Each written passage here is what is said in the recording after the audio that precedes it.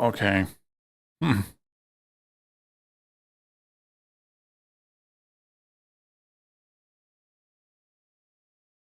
You guys know the drill and how all this works, I guess. In case you don't, every now and then we jump on the internet, we get on TikTok, and we try and engage with people who, you know, they're just not quite all there.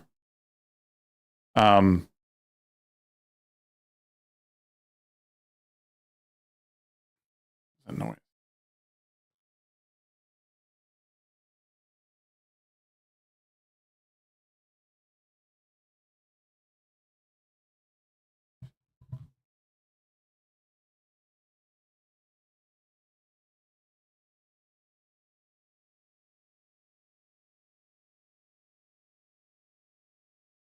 Weird. You hear like pounding.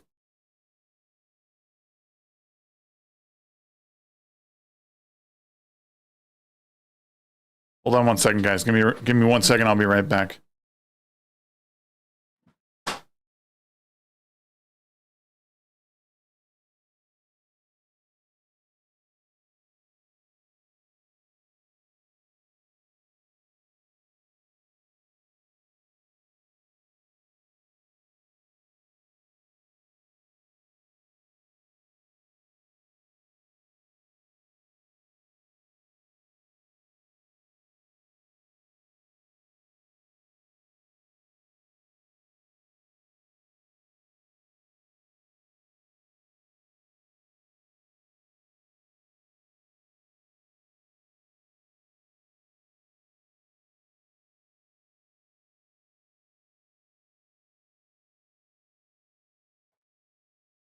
All right. Sorry about that. Sorry. Pounding. Yeah. Where's my camera? There we go.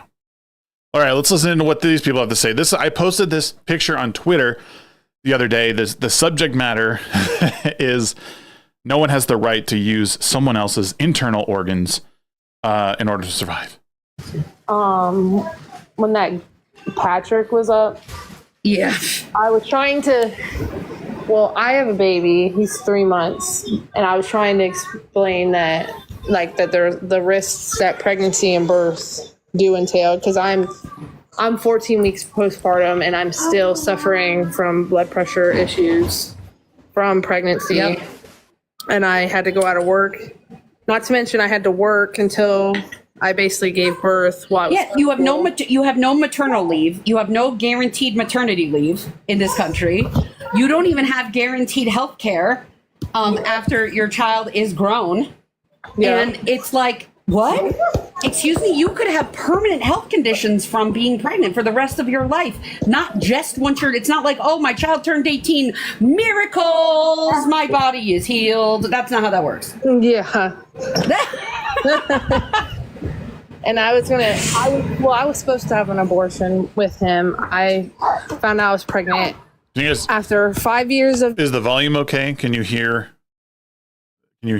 them loud enough? Clinic twice before I decided I wasn't going to go through with it. And I just would never want to take that choice away from somebody. Right. I wouldn't want to make somebody have an abortion. What? I don't understand. Like, I don't have a right to recommend having an abortion to somebody, just like I think no one has the right to recommend having a child to you. Yeah. You need to be told all the facts. Yeah. And given all of the things, and then those are your decisions, because I don't wake up inside your head every day, and I don't go to sleep inside your. I'll be honest. So again, the subject here, the debate topic is no one has the right to use someone else's internal organs in order to survive. It's a very weird way of framing the whole argument. Like, I don't even know like where to begin on combating it, other than to say,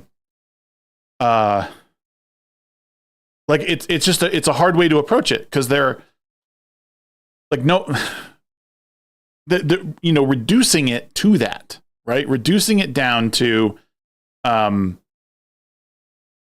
like this, the embryo, the child is just using your internal organs. It sucks all the humanity out of it. And that to me is very telling. Like, is that the route I go? It's such a bizarre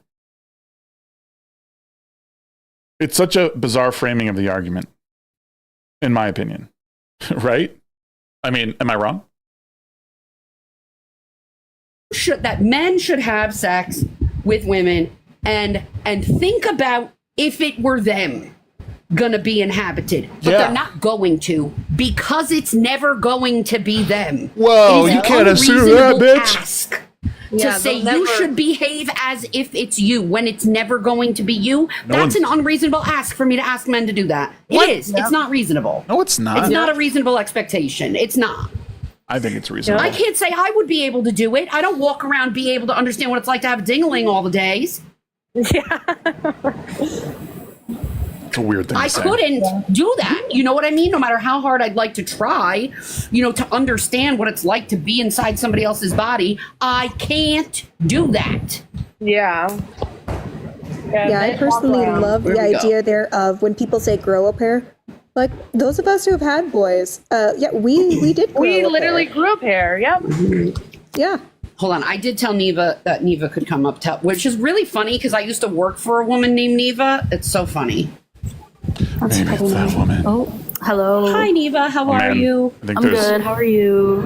I'm okay, thank you. I want to make sure, because if you're pro-life, I just want to make sure you don't feel ganged up on, because I'm pretty sure that the rest of us I'm pro-choice. are pro-choice. So, okay, good, okay. Because I don't want people to feel ganged up on. Just because you don't agree with me doesn't mean people need to, get to. No, I understand that. We don't get to intimidate people.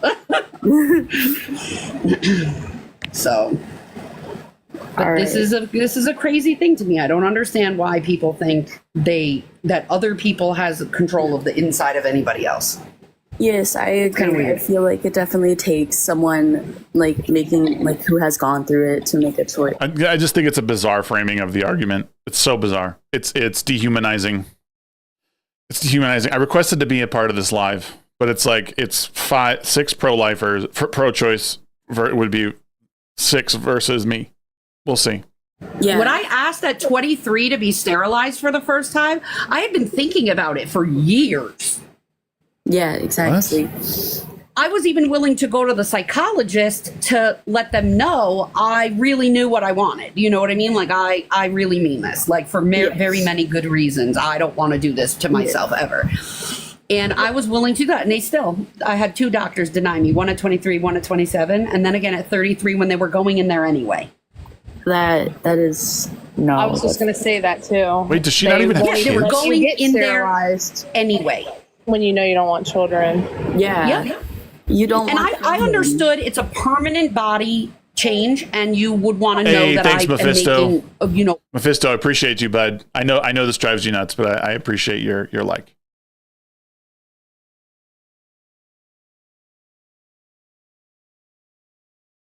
Oh yeah, all men crap code. Yeah. Yep. working. I was a well person. I didn't care. You know what I mean? I just would have paid for it. Whatever. Yes, you should get a right to your choice. And that's women across this country are being denied that, and including myself when I was younger. Women are being led to believe these are state laws. These are not state laws. There is no state that tells a doctor he can't sterilize you once you're an adult with consent. There's no law in any state that forbids a doctor from doing that. It is a professional norm. Professional norm adhere to sterilize people. Yeah.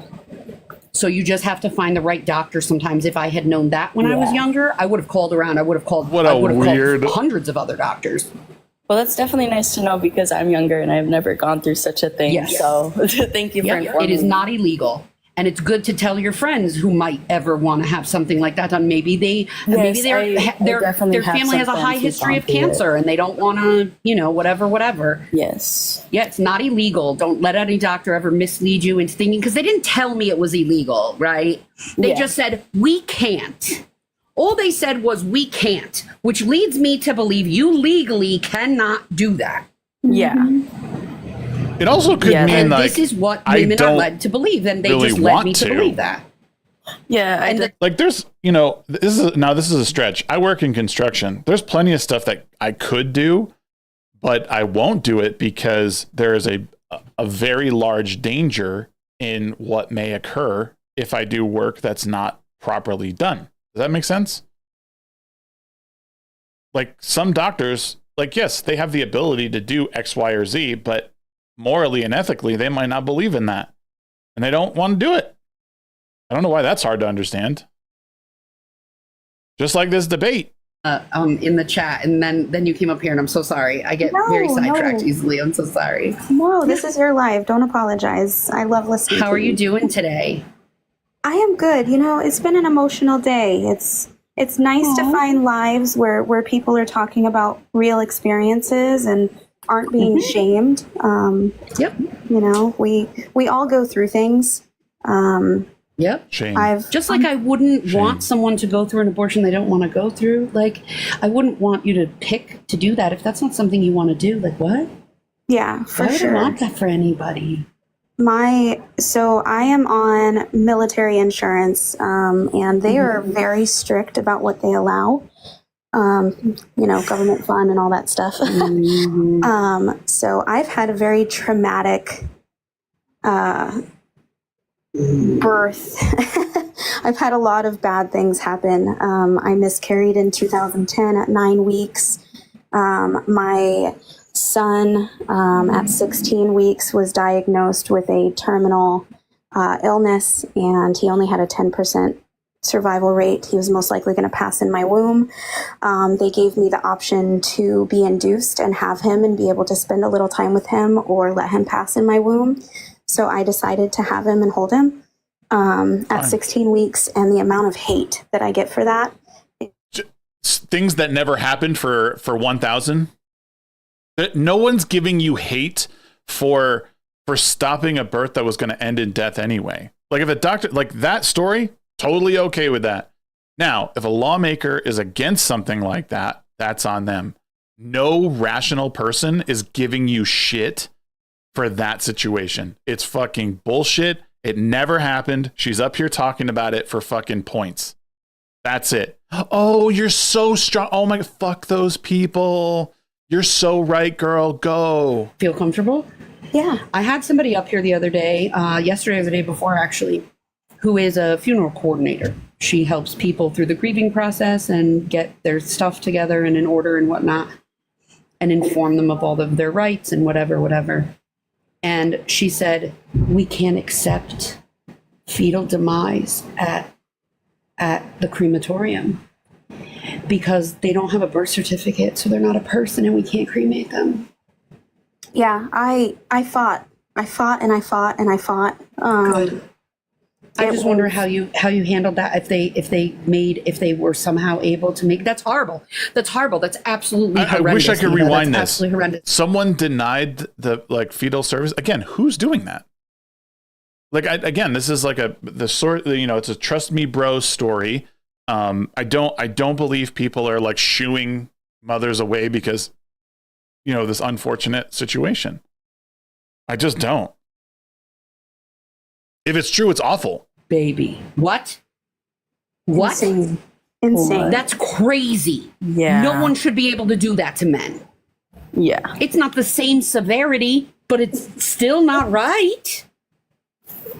Exactly. Yeah, to add to the remains conversation, we also had a discussion with the funeral director, and their rule of thumb was you wanted to at least, if not be over the 20-week mark, because then there's enough then material. of ashes to be able to actually make it. I don't mean to be an urn. inconsiderate to anybody, but tissue material, just I know that it's right. I know that your hopes and dreams are gone, and I'm so sorry. But what's left is there, like without a soul, that's what's there. And you have to have enough of it to put it in a jar, like once it I don't know. But did you find a way to get that taken care of, that girl? Did you both find a way to have that rectified?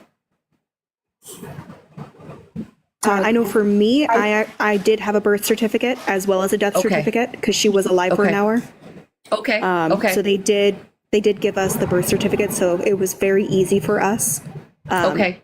And then the funeral was very accommodating that they actually covered the Right. cost of. And that was at like 12 weeks or something like that. So you get certificate of birth and death. Again, honestly, just it's one of those things that contributes to the argument against people who are like, oh, like it's not a person at that time. Like, there's no personhood. Like, well, if there's a piece of paper, I guess there is, and then you got to kind of take it back from there. That I heard about that the other day. I'll be honest. I don't know if I'm going to get into this because it sounds like they're just commiserating and like talking amongst each other. I don't know if they're like doing debates right now. I might scroll through and see what else is going on. Nothing. And you understand that even at 20 We'll give it another weeks, minute. To you, that's a person. I don't get to determine if that's a person legally. Do you understand? Like, that's just cruel I don't. to the person that's alive. Like, that's really cruel to the person who has memories and shit. I don't remember if it was like if we had to wait for like the death certificate to go through in order for them to do everything. I know that there's the hospital that I was with works directly with the funeral home. And so since everything had happened at the hospital, All right, Code, take it easy, bro. it made things a little bit easier. And that she had a birth certificate and a death certificate also helped you just immensely from ever having to have to fight for that, at least. Because I'm not saying there aren't ways to make exceptions for that. I'm looking to find ways to make exceptions for that universally. Understand, like across all states, because I think all women should be given that dignity. That's dignified. That is a way to treat people with dignity. How dare you treat people without dignity? Because what matters is you. It doesn't matter if it's a fetus or a baby. It doesn't matter if you call it green, purple, XYZ, Steve, Susan, or Samantha. It doesn't matter. It doesn't matter. It doesn't matter. None of those things matter. None of them. I'm tearing up. Because this is not okay. Not okay. You don't do this stuff to people. I care about lives. Like lives. People, living people. Oh.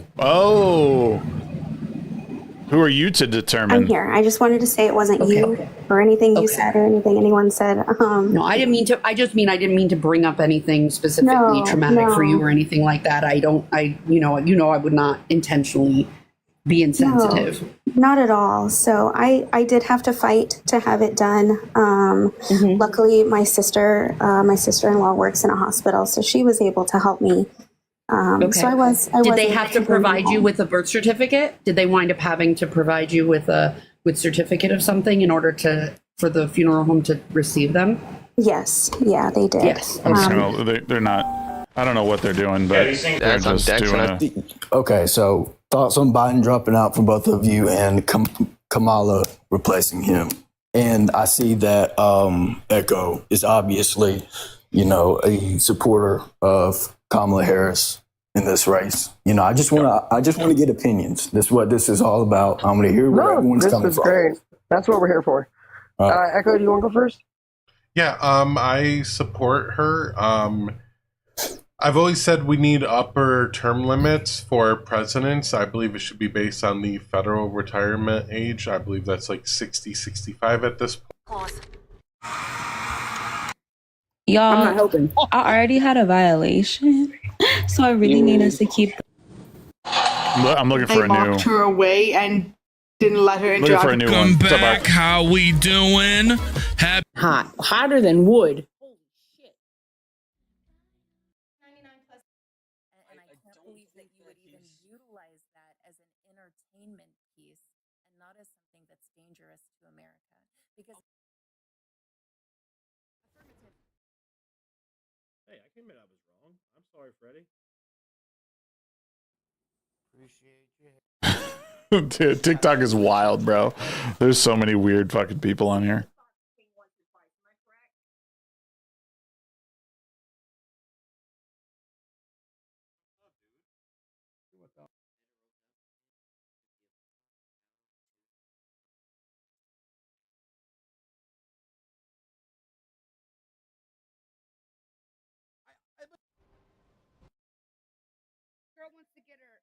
I'm trying to find something. I'm trying. There's nothing good here. There's nothing good. What's that? Who cares? Supremacist, you're racist, right? And as you saw on this panel, it's like magical. You have the dummy on the left, and then you have the supremacist on the right. So Mike was the dummy that's like so uneducated, like it's like so scary that there's people that are adults walking amongst us that are that dumb. Like it's like that level of dumminess is like More so cringe. And then you have Sean. I don't really know the Israel-Palestine thing enough. Beneficial for people to discuss their ideas, right? Rather than sit in their circle jank and like this confirmation bias or yes, everything we're saying is true and it's always true because that doesn't lead you anywhere, right? It's good to challenge your points constantly, and that's what I'm trying to do. I'm not trying to offend anyone. I'm just trying to be a bit disruptive. That's all. I mean, it's not you can sue me, but it's not illegal, right? So. I mean, yeah, to some extent, like, this is true. Like, Bojack, regardless of where you stand, like, I can't say my debating sword has been this sharp in, like, months. Yeah. Like, I don't think I've used my brain in a debate or discussion like this. So basically, I never hate anyone personally. I absolutely know that there's two of them. There's actually also a trans person who's very conservative that I would sit here and tell you it's unfortunately that's one of the saddest things I can say.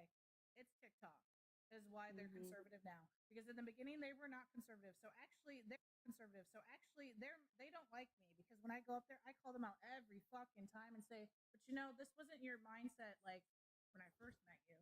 Exactly. And that's before they blew up. So I know that they changed their mindset literally for views, and they don't like that I know that. They say, "Oh well, I just changed my mind." That's their tactic. That's what they'll say when I call them out. But they know at the end of the day, we used to be in a big social group, and we used to be mutuals, and they don't like me because I'm going to tell you how it is, and I'm going to say, "But you're fucking full of shit, and what you're spewing is bullshit." And if I want to call you out, I'm going to call you out. Hey, the one Bojack.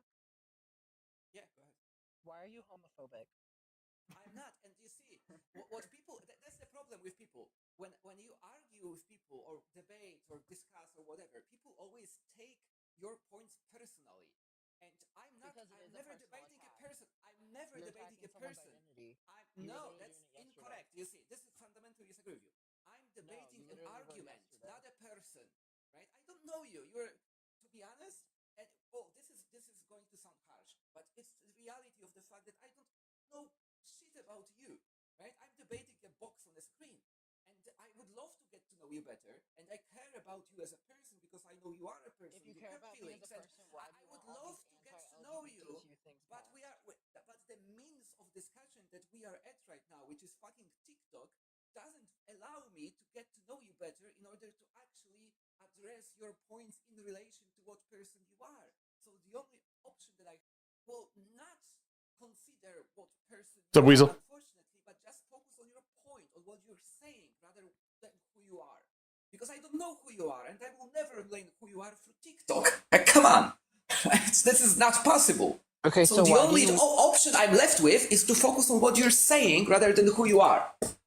So why And that's how I'm driving those conversations. If you support me as a person, why do you support all of these anti-LGBTQ ideas that are being pushed? What? Give me one top. Give me one top anti-LGBTQ idea. Well, the bathroom is not anti-LGBTQ. No. Come on. Ashton, now you are being disingenuous. Okay, but Bojack, let's not go back to the discussion because we are not discussing not Bojack, no, it's not. Because statistically, again, I will go on for a statistic on that. Statistically, do you know how many trans people were assaulted in bathrooms by simply just... Again, and I conceded this point. I don't know if you noticed, but I conceded this point. That's fine. I don't want to discuss this because also, you may be Bojack, right. I don't care. I'm just saying that... Those like crazy mega panels are a little bit much sometimes. License for lying to the court. Wrong. Oh my God, what is this? Jesus Christ.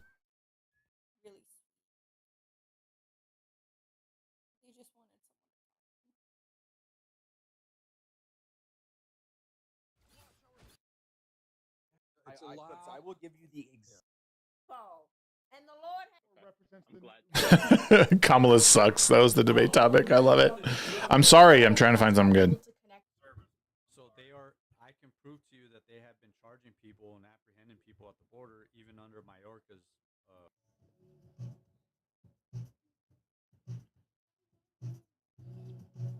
Oh, Kyle, that's awful. Yeah, it's going around. Profile. Watch your. That was amazing. And that was the most amazing speech I've ever heard. Someone who doesn't have. Also remember when one man used to claim that he was coming Against you like that. Related, thank God. Hey guys, sorry. I'm just trying to find another debate space. Good on TikTok doesn't exist. There's some good ones.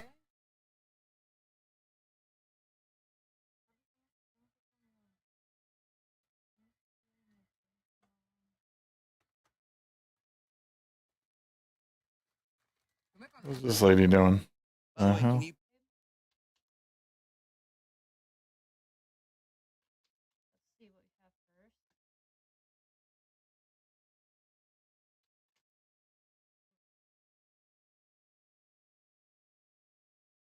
might need some guidance on how to do that. He might need some guidance. Power and money. Proximity to power and money. Yeah. Oh, absolutely. But And it may be the same thing. Here's a question. I see these topics, so like, you know, stop Project 2025. Has Trump come out and endorsed Project 2025 yet? Has that been a thing? 920? Yeah, I believe it's 920 pages. I'm not reading the whole thing. Never mind. My bad. I heard someone say 200. About 920 pages, 30 chapters, and it's just policy proposals created by the Heritage Foundation, which is a conservative leaning, but they are nonpartisan. They're nonpartisan, and they are actually responsible for Barack Obama. Right? Can't imagine the pain. Like you now finding out. Okay, I didn't think he did. That from Homer's epic and Jesus had it sit on the. But on what?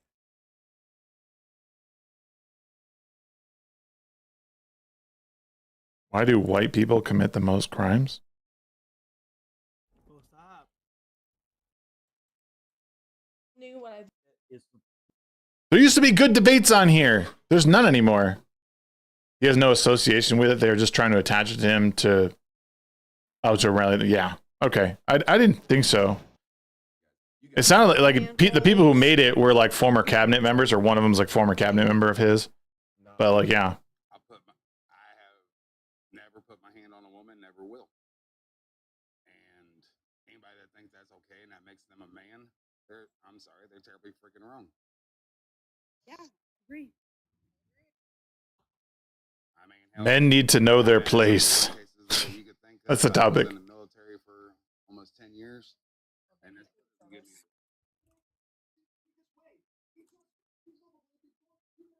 I agree entirely.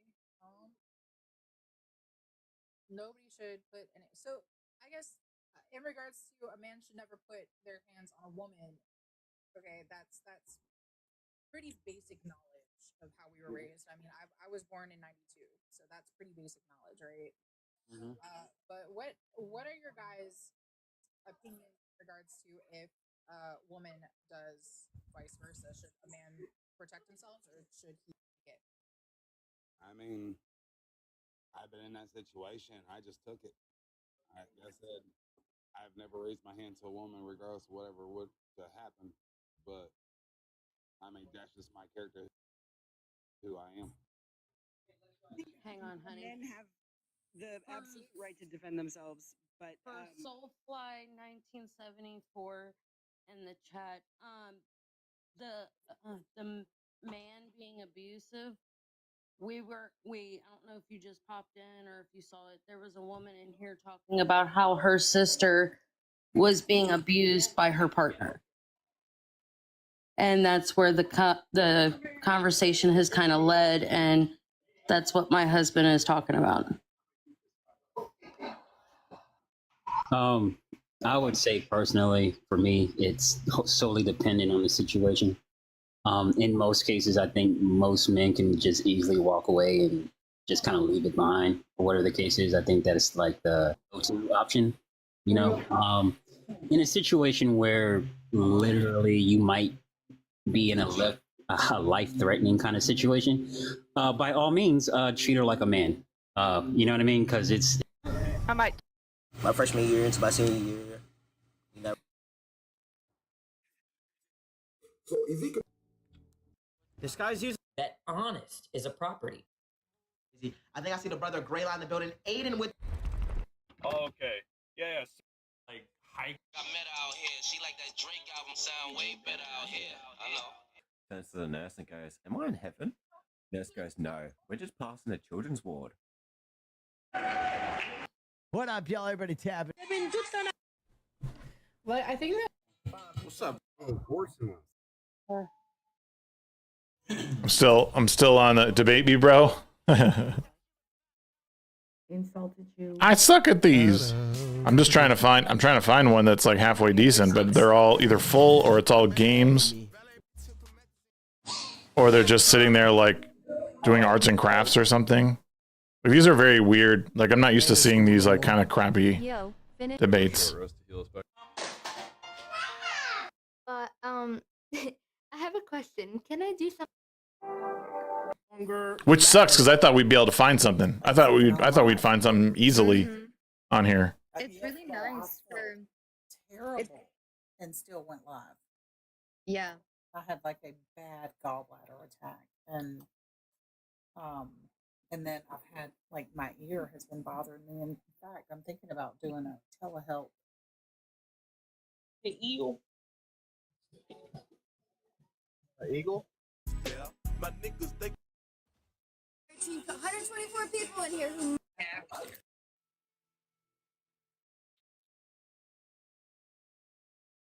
Sí. Ay, qué rico. ¿Te gusta? Bizarre.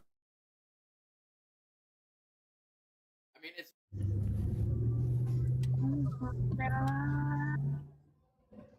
What'd you do yesterday? What's the topic? I want to know. Huh? Turn to Casper the toxic ghost. Oh my God. Talk about misrepresenting yourself.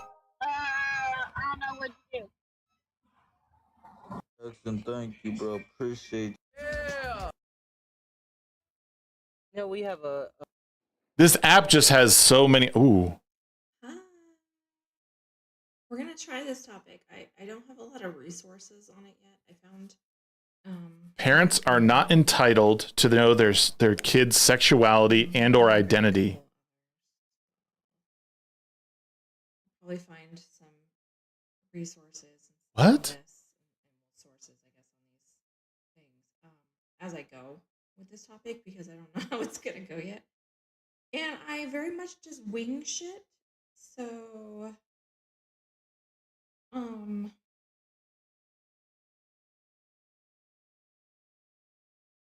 Parents are not entitled to know their kids' sexuality and or identity. This one is kind of a opinion-based topic, sort of, but there are, facts to back up how not supporting your kids can be problematic and harmful. What? But it is, again, it's kind of opinion-based, but I do try to keep my platform a little more discussion-based than debate. Yeah, whatever.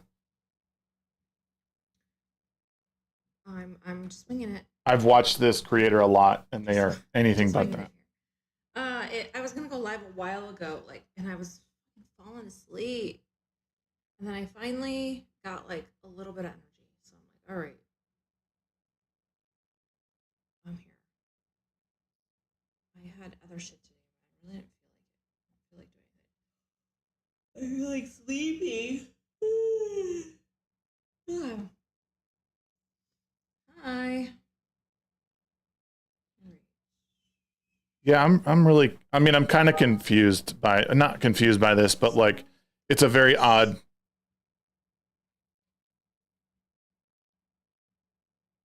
Guys, listen to this for a second. I got to run to the bathroom. I'll be right back.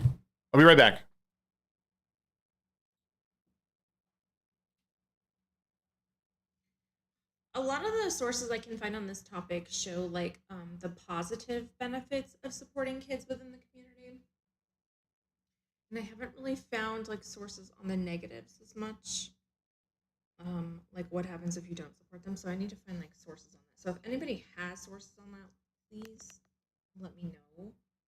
Like I said, I'm kind of winging it with this one. Hello. Hello, hello. How old are you? I'm 23. All right, what's up? I actually completely agree that parents are not entitled to know anything about their kids' sexuality or identity, but I would just wonder how we would go, well, not we, because I'm not a parent, but like how parents could go about supporting their children then if they don't know. Well, you need to not be judgmental of the community. Educate yourself on what it is to be LGBTQ, how it's natural and normal. That way, and become a safe space for your kids if you actually want to know this information. If you're someone who's going to reject your child if they're part of the community, don't have children in the first place. But if you No, I already agree. do, right? If you already do, and that's like what your plans are, then if you're expressing anything, any negativity towards the community, your children are going to pick up on that, and they're going to know that you're not a safe space for them. So if you genuinely care about your kids, then educate yourself about the community. Yeah, no, I agree, especially when you said like the point on if you don't want your children to be a part of the community, there's no point having kids because like you never know who your children are going to turn into, and then it would just be unfair on your children. I suppose like where I'm from, Ireland, as you can probably tell by my accent. So I have like this isn't really like, not that it's not common, but in my age group, like we never like learned anything about this in school, and I'm not sure of many people who are trans in particular. So it's like still kind of a new information for me, and I'm trying to learn about, like, I've watched your lives before, and I'm trying to learn on everything that could be helpful for children and trans children because, like, obviously I'm a cisgender woman. I've never had the feelings that somebody who is a transgender person would have. So it's just like needing to understand how to support someone because I've never actually come across somebody who is trans. So like it would just be kind of new for me in the sense that I wouldn't know how to approach a situation, especially if it was my child. But I don't think I wouldn't be supportive because I feel like if you're a mother or a father, like your main job is to protect and love your children. Yeah. In any way, no matter who they are, as long as your child is a good person. And I just can't imagine that it would ever be anything that like would make me not love my children. I just do think from my own maybe biases and upbringing, it would be hard for me to understand, but it's not really for me to understand, is it? Like, no, it's not. What? And the thing is, you might not get to a point that, I mean, you're not going to get to a point where you completely understand. But the idea is kind of like what you were saying, right? It's just if you educate yourself ahead of time, right, before your children come to you with any of this information, it's much easier to know how to react, until you wait for them to come out, and then you're like, oh, I don't know how to deal with this. I guess one of the biggest things I would recommend as a parent is to not assume your kids are going to just be cisgender and heterosexual. Oh my God. Because that's what happens is that parents assume that their kids are going to be this way. So then they have like a plan in their head on what they expect their child to be, right? So if you have a daughter, often, right, people assume that if their child's a girl, like, oh, I can't wait till, they grow up someday and they get married. And then when they get married in their head, they're thinking they're going to get married to a man. So you're already having these like expectation for your kid before they're even, while they're little, before you even know who they're attracted to or what they, how they even identify. You know nothing about them, but you're already like planning their future. I think we need to stop doing that because that's a lot of the reasoning why parents become disappointed. yeah, no, and that makes sense completely. They have this fake life. When people agree with this nonsense, I'm just like, And then they What? get disappointed in the kid when the kid is not who they expect them to be. I think those are bad I parents. get that completely, but it's just like, I know you are a parent of, is it one trans child or 2 trans children? Or One is non-binary. Oh my one is God. non-binary. Yeah, like, it's just my only concern, and like, I know you probably heard it so much, and it's a tyrant argument, and I know, but like, it would be just a concern that like, what if there? I would be willing to bet that most of the influence comes from her or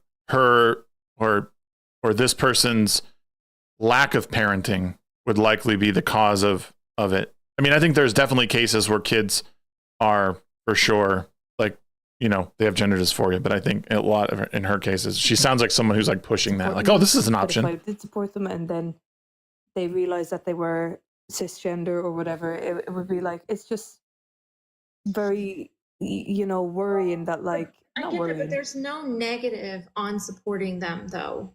Like, and you can have conversation. Thing is, okay, when you have conversations with your children about these things and you are an open and safe person for them, you can actually help them try to figure things out. Like you can understand if a child is in an exploration phase, right?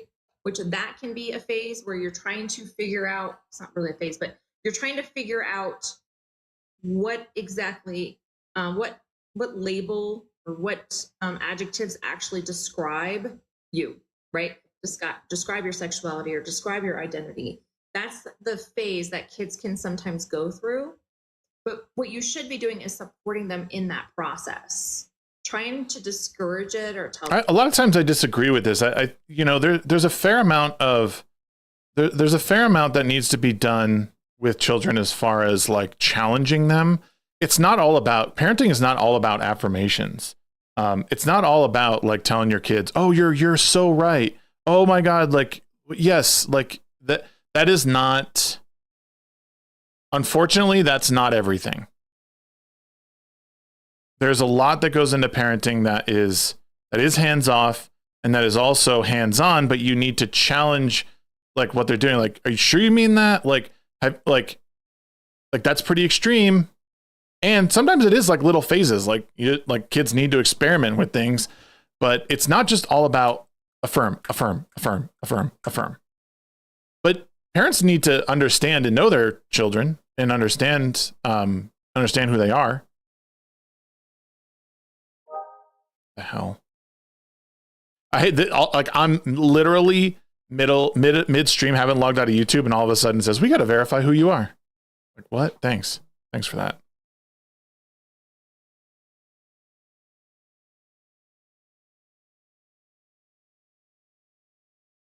I hate that.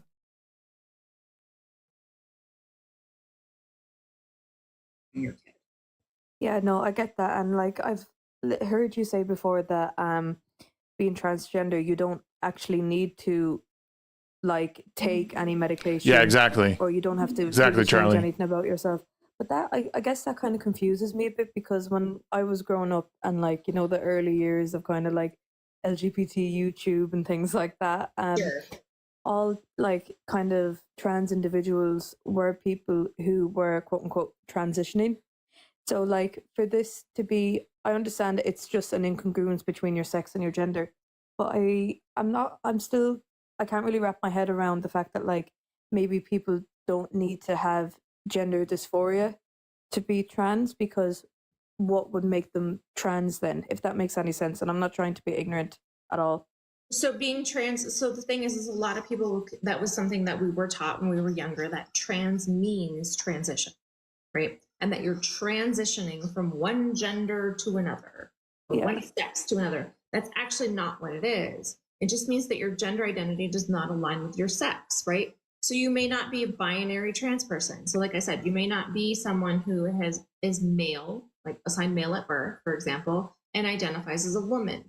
Someone who is assigned male at birth and identifies as a woman is more likely, but not necessarily, more likely to take hormones or to get some types of surgeries. Some psychotics. However, some trans women are still totally fine with having a penis, for instance. Doesn't bother them. Would that not be dysphoric though? It is for some, not for all. And if you think about it in the for you as a cis woman, if you think about it like these types of ways, like Why am I talking to the brain dead? breast development, for instance. I don't know. It's fun. I'm not talking right now. Get breast enlargements.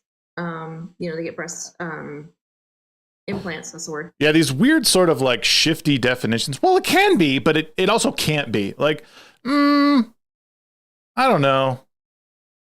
I don't know about that. Like, can you just like change a definition because it doesn't quite fit you? I don't know. Right? Yeah. It's the same way. It's the same exact way for a trans person. So do you think gender is just completely mental then? In a sense, like us being cisgender, we obviously, or sex and our gender are congruent. But for a trans woman, for example, who is perfectly okay and doesn't feel any dysphoria for having a penis, you don't think there's any connection with sex and gender? Wiener, then, thank you. Because I can imagine if I had a penis as a cisgender woman, it would be. How dare you try and talk as if you're a man? How dare you? Right. And we have to recognize that we do live in a society. Okay. So this idea that like a lot of women, whether you're cis or trans, are going to have an idea of what a woman looks like to them, right? Yeah. So you, for instance, and I feel the same way, even though it's only hypothetical, I feel like if I had a penis, that would cause me dysphoria, right? Like, because I in my brain, that just doesn't sound right. Yeah, but you couldn't possibly know that. And here they get caught up in this weird logic. Like you there's no way you could know that. Like how could, I mean, you're talking about, well, in my instance right now, if like tomorrow I grew a dick, I would feel weird about that. Yeah, well, yeah. Yeah, no shit. But if you were born as something and lived your whole life like that, it might be completely different for you. Like what? Ourselves and within society. So like, for instance, I grew up, I have a very small chest, right? When I was really young, people used to bully me for that, right? High school. But as I got older, I'm totally fine with it. It doesn't bother me. I've never thought about getting breast implants.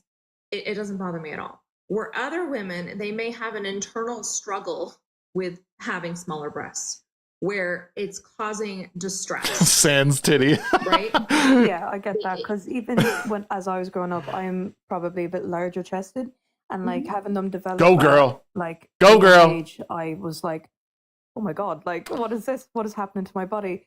And like, so I understand being like uncomfortable. Oh, she jelly. Especially, and not feeling completely connected with your body. And like, I was quite a quote unquote tomboy growing up. I grew up with 3 brothers.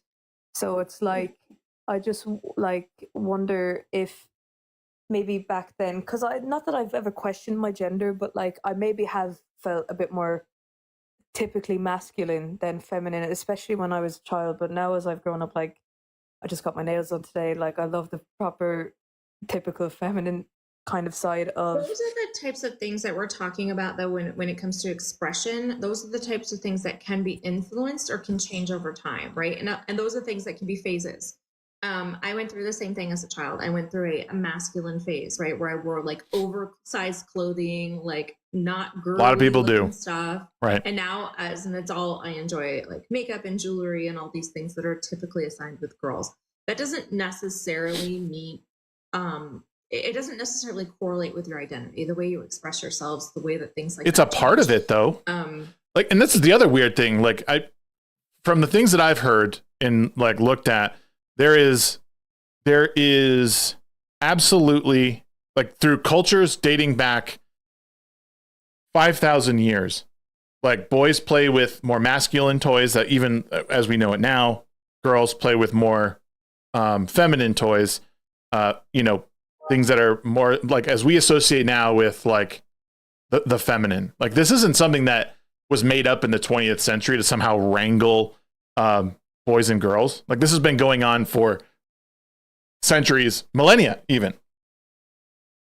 That's just how the world has been, and it's not a new phenomenon. It's been going on for like even as far back as like ancient Romans, like or ancient Egypt, all that stuff.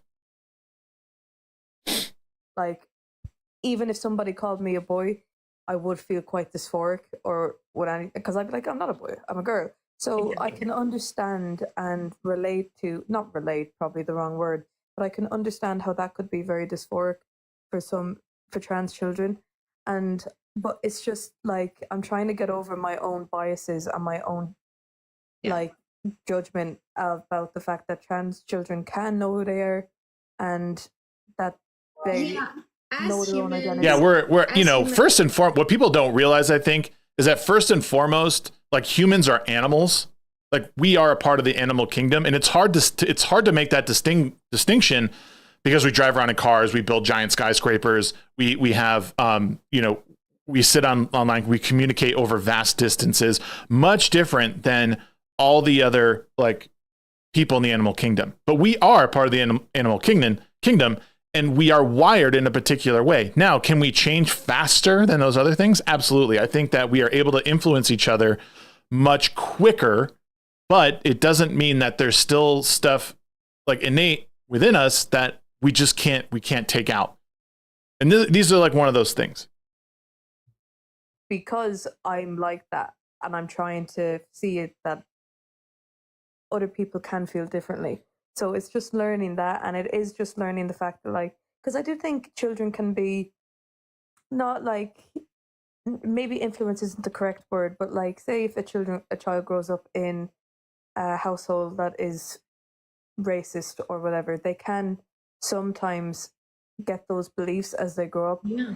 So I do think children can be influenced within a certain degree, but I would hope that like most parents out there would just let their children be their children, and if any child but like ended up being a transgender child, that like parents would do what they can for their child, because I know I probably would, even if I don't understand it completely as a concept.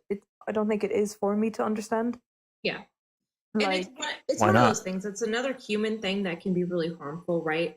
Is that we have these ideas in our brain, like of like hypothetical situations versus reality. And a lot of times when people when something actually directly happens to them, they get it, right?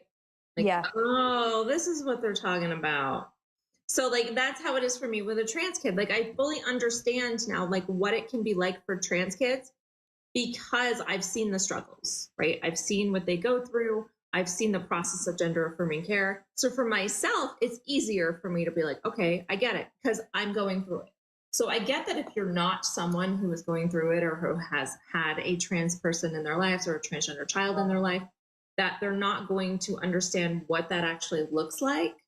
And I've talked about that a lot on this platform. Like, of course, it would have to be safe, and it's not, right? It's not safe for people to meet my kid. Yeah. I feel like if somebody met my kid and just see that they're just like any other kid, right? Like, be like, okay, yeah, your teenage kid definitely knows who she is. Like, she does these very like, I don't know. Yeah, you make a good point, Jen. Because if she doesn't understand it and it causes harm, she can shrug it off and take no responsibility when it comes to wrong. Yeah, or she can just blame someone else in general. One of the issues with this whole thing is that, there's like, again, people don't want to actually parent. And it's not, I have no idea what it's like to parent a trans child, but like, children are difficult. They're very hard. And that's the point, because you're trying to teach a clean slate. They have no idea. It's like trying to train a like AI. Like you have to put in the data. Like you can't just make assumptions that, like, you can't just infer, or the computer is not going to infer what you mean. You need to give it input that it can understand in a way that it can take all the data in and then make, draw a conclusion. That's how raising children is. It's difficult. You need to be present. You need to push back on them. It's the only way that they're really going to develop. And, you can't control every aspect of it, but you need to be able to try and guide where you can. Keep them within the bumpers. Like my mom, for example, my dad always put us first, no matter what we were feeling or however. So like, I do understand from that aspect that like your kid will be your kid. Charlie asks, do you think there are major differences between raising a trans child versus a cis child? I imagine if you are parenting well, it would be the same. So this would be my take on that, is that I think the differences would be managing the emotional like struggles that the child is having, because even a kid who is coming across or is cis, as it were, is still experiencing a lot of emotions, and you have to manage those. So it'd probably be very similar, but I think there's a few other things that you're trying to combat along the way, which, you know, but again, every child presents its struggles in its own way, and not every child is the same.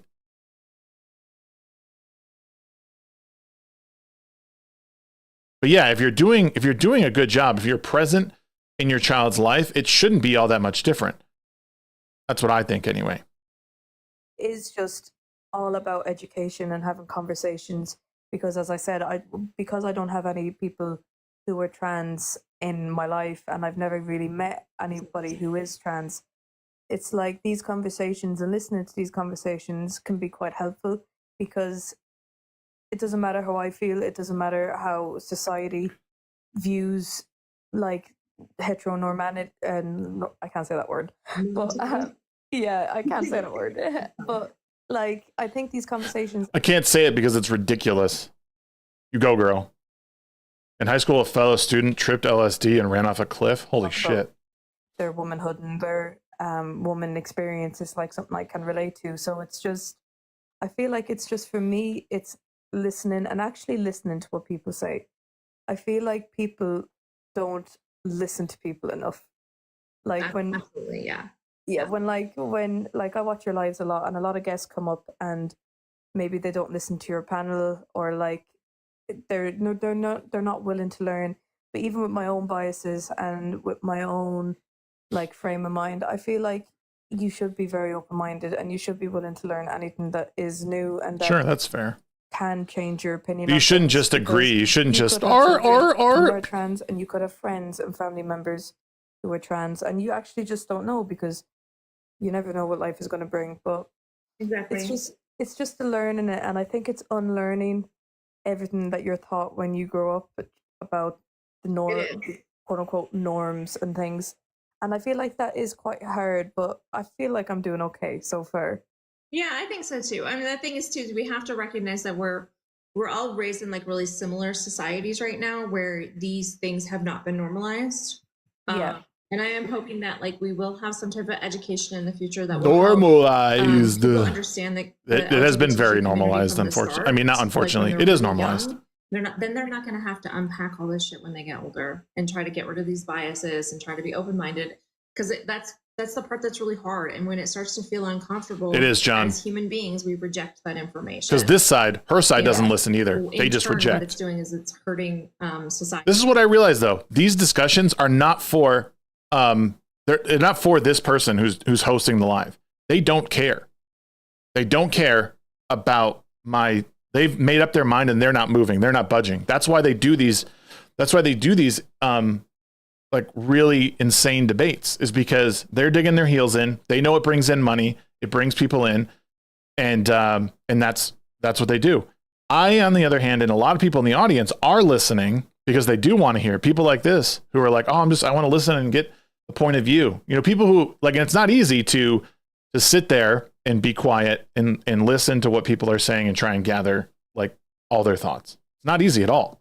I feel like you have said this before, that people were questioning how gay people felt and they were unaccepted for some time, and like now that's kind of happening with the trans community.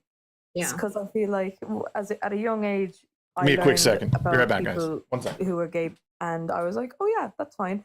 And now I'm at the point where it's like complete acceptance, complete understanding, and just hopefully I will get there. I think I will with trans people, because it's just I always want to support people, and I think that the most important thing in the world is just communication and supporting each other, and I just want to get to that point.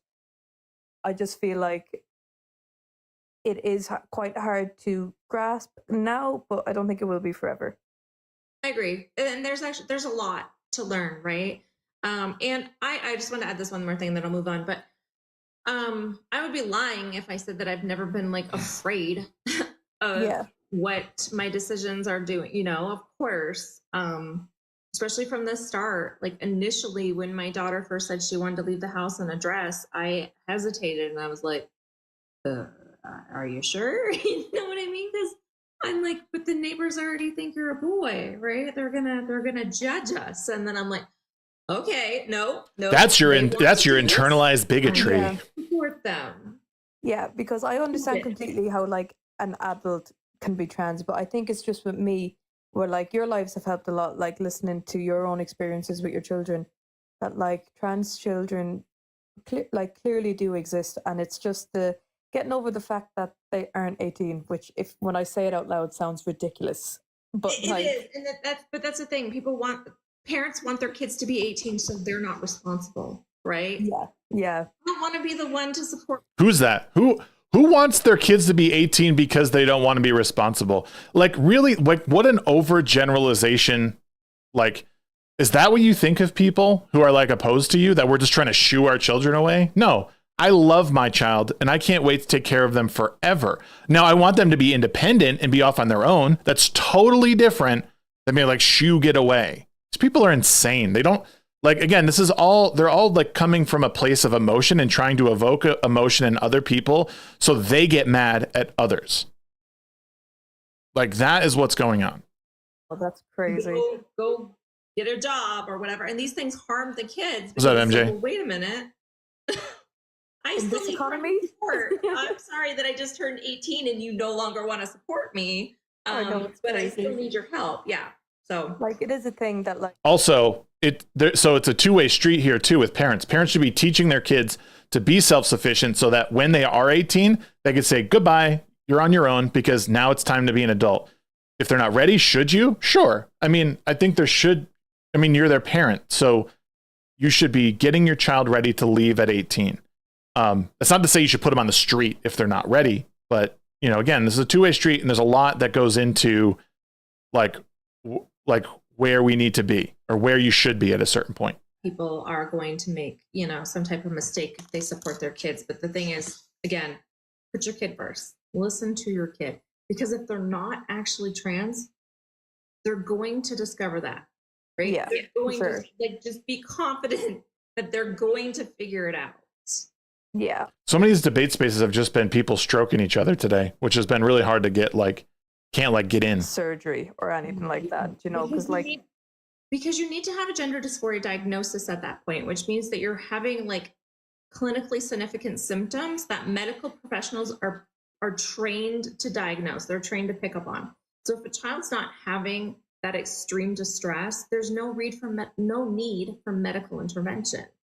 Like my youngest child, for instance, again, they're non-binary. I have allowed them to just kind of figure out the labels. And like I said, they've switched multiple times between agender and gender fluid and trying to figure out exactly where they fit. But the only thing that they've sounds done exhausting is change pronouns, right? Yeah. And they're not having any type of dysphoria. They're not. Someone just wrote, "I'm champion Rainbow Six" in the chat. That's so funny. Really, as long as you use their pronouns, they're fine. And one of the things that just bothers them, and it's more of an annoyance, I think, is that if they get called a girl or if they're hey ladies. Oh my God. Oh, why do people have to gender me? So fragile. Right? No, if I brought them to a doctor and be oh, I need gender. Life's gonna be difficult if that's something that gets you oh, why'd they call me? Because you're what? This kid is suffering, it is quite comforting to know that they do need that gender dysphoria diagnosis. So this debate, I'm not in it, I'm commenting on it, is parents are not entitled to know their kids' sexuality and or identity. That's the topic here. I was trying to get in, but these people have just been loving on each other. Is properly regulated, and that the professionals know what they're doing, They do. Yeah. So let them do it. They don't Buck is one of my favorite people. They would never talk to Buck. Nope.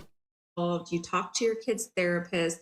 And the thing is, as long as you're an open parent, you're going to be involved in everything. Like, I literally go to my kids' therapy, my 15-year-old's kids' therapy appointments.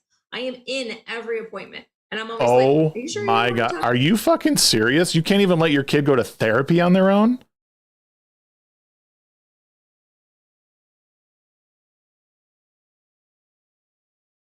Like, I go to my 15-year-old's therapy. Like, that takes helicopter parent to a whole new level. Whole new level. Honestly, like, it's crazy. Like, your children are individuals.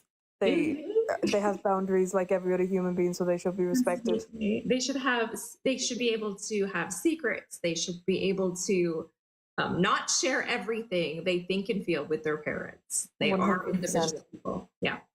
Awesome. Well, Thank you, Lauren. Thanks for coming up. No worries. Thank you. All right. Have a good one. You too. Bye. All right, that was a good first conversation. I don't know how that was my first conversation on this topic. I don't know how this is gonna go. But yeah, that's just more of like a, I don't know. We'll see. We'll see. Hello. Hello.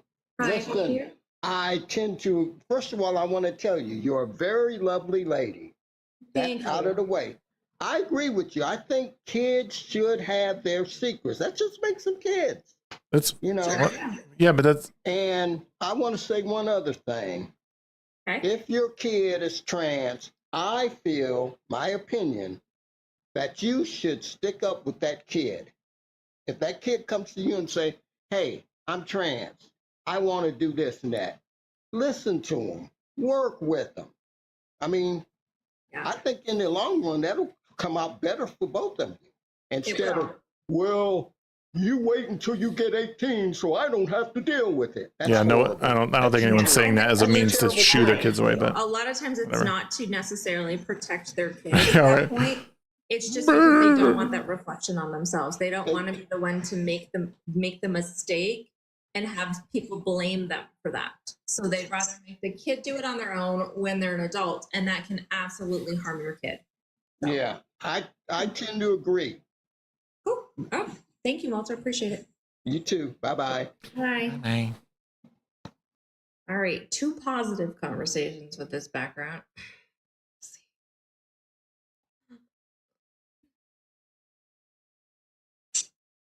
Hello. Hello. Hi, how old are you? I'm 39. All right, what's up? I guess I disagree. I think that parents should be involved in stuff like this. I think they should understand their children to their core. I think it's part of the job. So I think letting them have these secrets is. My topic has to do with like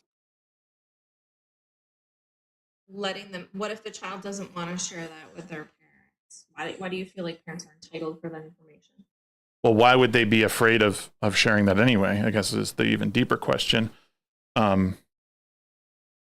mean, it depends on what you mean by like their sexuality, just like who they prefer to be with. Is that what you mean? Yeah, or like who they have crushes on. Like if a child is a little girl and they have crushes on other little girls, they may not want to share that with their parents because their parents may have already told them that you're supposed to like boys. So they're like, well, I don't. So, and then they just don't share that with their parents.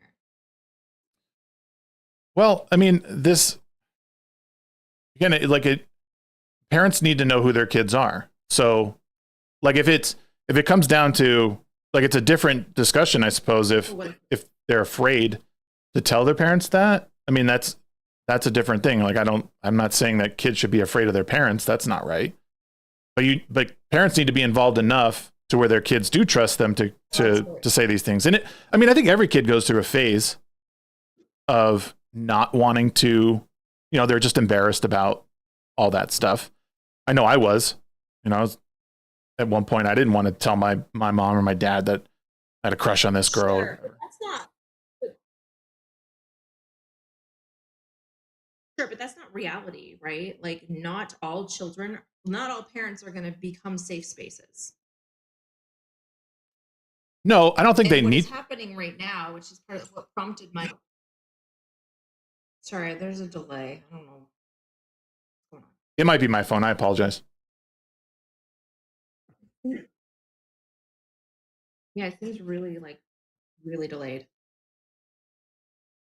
That's weird. I can drop and try and come back if that'll be better. Be better. Without, yes, it does Oh, sometimes. shit. Can men get pregnant? Oh, I am. You're pregnant? You are? Yeah. How about a congratulations instead of laughing at me? They decide the like context of a word that This information, sure, parents should be safe spaces is not reality. A lot of parents are not safe spaces for their kids. Therefore, kids should not. We can fix it. I don't know. Hopefully this is better. All right, let's see. Are we still delayed? I think so. When I say one, you say two. 1. 2.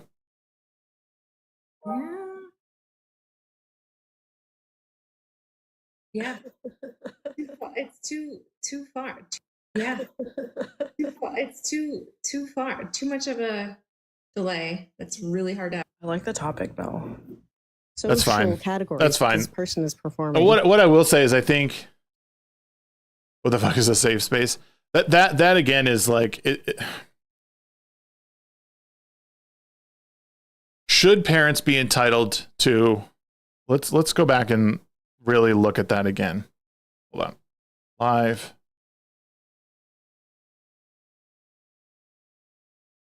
Parents are not entitled to know their kids' sexuality and or identity. So here's the honest to God truth. The word entitled is the trap. They're phrasing this debate in a way that is hard to sort of wiggle out of, because I think everyone here can kind of agree that there's a lot about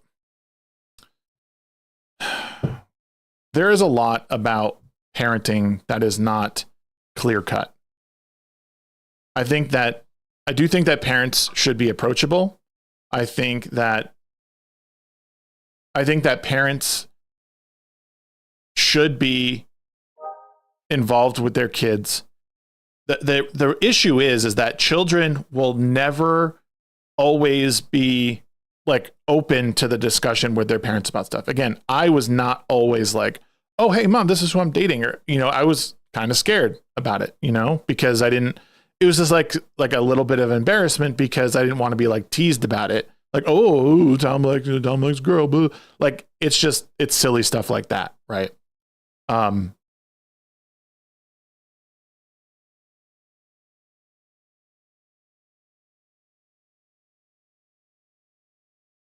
But yeah, but I do think it's weird that she's saying that, but also saying like, oh, I go to therapy with my child. Like, so your kids can't have any secrets.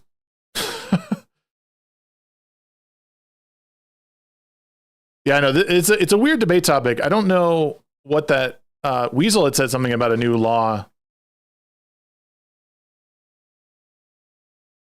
in California, and I don't know what that is. Right, you don't need to have your parents be safe because they need to be able to critique you when you're headed in the wrong direction. Right, I was saying this earlier, is that parenting is a difficult enterprise because it's not your job to just constantly affirm things about them. Like, you do need to challenge your kids on a lot, because it's not just about yes, you're right, yes, queen, you're cool, you're awesome. No, sometimes you got to tell them you're wrong. This isn't the right way to do things. And sometimes, that's just it. And also knowing who these people might be. There might be something like, oh, who is this person that you like? Like maybe it could be a bad person for them. I'm here to bully my son into greatness. That's all I'm here for. What if your first girlfriend was 15 years your senior? Right. No, that's a good point. It was one I didn't think of. And also knowing your child's like sexuality or identity, that would also help you understand them. Again, you should already know this by being present with them and like, you know, the things that you do. I would say if it's a mystery to you that your kids are like all of a sudden non-binary or trans or whatever, you have not been present in your kid's life. You have been ignoring them, and you know, end of story. But you should, am I entitled to know? Yeah, because I want to provide the very best environment for my kid. If that happens to be the case, I want to be able to, I want to be able to make the best decision possible about them, and then also provide them with the emotional support they might need. Kids need emotional support anyway, but someone in that predicament or someone in that situation might need a little bit more. Weasel said, if a child becomes malnourished, a parent is responsible and accountable for the care of that child. If they don't eat, the parent must be punished for not doing their part. This doesn't change just because the kid feels their bottom bits should be changed. What's up, McCracken?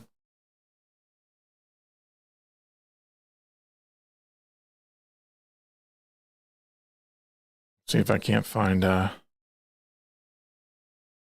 woman equals adult human female.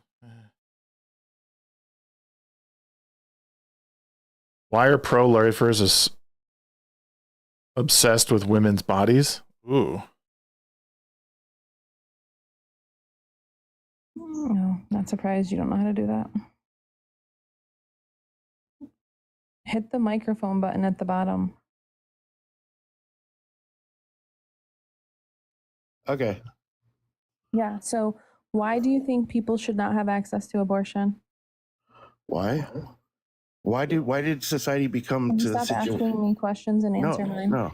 Okay. If you're not going to answer my questions, I'll move on to someone who can answer questions. Okay. Because you're killing a child. Okay. So do you think that there's an obligation to remain pregnant? Yes. Okay. Do you know what an obligation is? Yes. What is that? Responsibility, accountability, and honor to your body. No. No? No, that's incorrect. Okay, so you don't honor your body? Wait, I don't know why you'd ask me that when I'm still trying to like get you to understand what an obligation is. There's a social, legal, or moral requirement, such as a duty, contract, or promise that compels one to avoid or follow a particular course of action. People should be legally required to remain pregnant? Yes. Depending on the situation. Why? Because it's part of being a human. Well, it's not, right? Because like I'm human and other people are human and people get abortions. So I'm asking for like an actual answer. Like you just seem like you're just reading a book, like a children's book or something. You want me to tell you why that you don't think it's right? I want you to explain why there's a positive right to the resources from the child to the mother. Abortion's propaganda. Can you answer my question, please? Oh. How old are you? I'm 48. Wow, that's embarrassing. So you know what positive and negative rights are? No, I don't. Okay. So positive rights are going to be something that's please. Necessitates another person. I can't, Charlie. To provide from one person to another, meaning one of these people have a positive right to the other's resources in some way, and a negative right is going to be like the right to life, where other people just can't impede on your life, right? Unjustly. Okay. Okay. Do you understand the difference? Mm-hmm. Now, the relationship between the person who's pregnant and the fetus or embryo is going to be that the fetus or embryo needs some of the mother's resources, the person who's pregnant's resources. I can't stand this argument. That need now, the this resources. Right. It's such a dehumanizing. Where does that positive right come from? Thank you, Kayla. It comes from your womb. From your my wound gives out rights? No, your womb. What? Your portal to the astral world. Where's my portal at? It's in your womb. That's funny, actually. Yes. Where's my portal at? A womb is a place where you connect the spiritual realm to the physical realm. Okay, you're actually just trolling. No, I'm not trolling at all. Well, I think you should. Thank you, Kayla, for the dino. Wombs are portals. Wombs are portals from the spiritual to the physical world. How's it going? Hi, are you pro-life? That I am. Okay, what's the reason that the fetus has a positive right to the person whose pregnancy resources? I'm gonna use that, Trey. Why? Because it took both parties to interact and engage in making a child, so therefore both parties should be required to care and take care of the consequences of their actions. If you take in the risk of fooling around knowing that you can get pregnant and you do, then accept it and accept your responsibilities as being a parent. Okay, so you give the SA exception, correct? I would say abortion is only allowed, in my opinion, under extreme circumstances. So can you just answer questions yes or no so there's no confusion? You said that the reason somebody has an obligation, the reason there's a positive right, is because the person caused the pregnancy by consenting to intercourse. So when someone doesn't cause the pregnancy because they did not consent to intercourse, can they get an abortion? Under extreme circumstances, yes. I don't know what that means under extreme circumstances. Yes, you do. I'm Don't be giving you the stupid and circumstances. deluded. There are I hate that. circumstances that she's Hate that. essayed and now she's pregnant. Can she get an abortion? Yes or no? With that, then I would agree. Okay, so very simply, you just give the SA exception, right? So if you think that the obligation comes from the fact that person A consented to some action knowing that, like, I don't know, C could be an outcome, like A being like the person, and then they had sex, and then the outcome is pregnancy, correct? Yeah. Okay, so then do you think that most people who are engaging in intercourse understand that pregnancy is a risk? 100%. Do you think that most people engaging in intercourse understand that medical emergencies can arise during pregnancies? Oh, most definitely. Oh, most definitely. Good.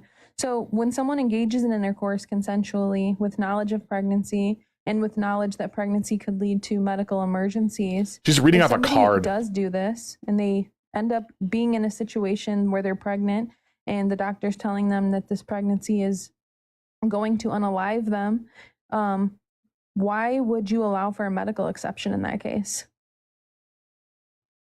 Or should they have to self-sacrifice since they consented to sex knowing that a medical emergency could happen? Well, as I did say, in extreme cases where it's either going to cost the life of the child or the mother. Sure, but your standard is that you took an action with knowledge of risk, therefore you're obligated. So why does this not also obligate them to self-sacrifice? Because I don't agree in really taking any life, but if it comes down to an extreme... Sorry. So the scenario is that the doctor's telling her either her or her fetus will survive. Why should she get to choose her life over her fetuses when she's the one that engaged in the action with knowledge? Personal choice, I guess. I mean, coming from personal experience, my wife was given the exact same. I don't care. I want to know why the standard that you have isn't applied here, which would require her to self-sacrifice so her child could live, because she's the one that engaged in the action with knowledge of risk, which is your standard. Because becoming a parent is all about risk and sacrifice. Yes! That doesn't answer my question. Yes, it does. I'll explain it again. You said what creates obligations is engaging in an action with knowledge of risk. You agreed that the person who's engaging in the action of sex understands that a medical emergency could arise if they become pregnant.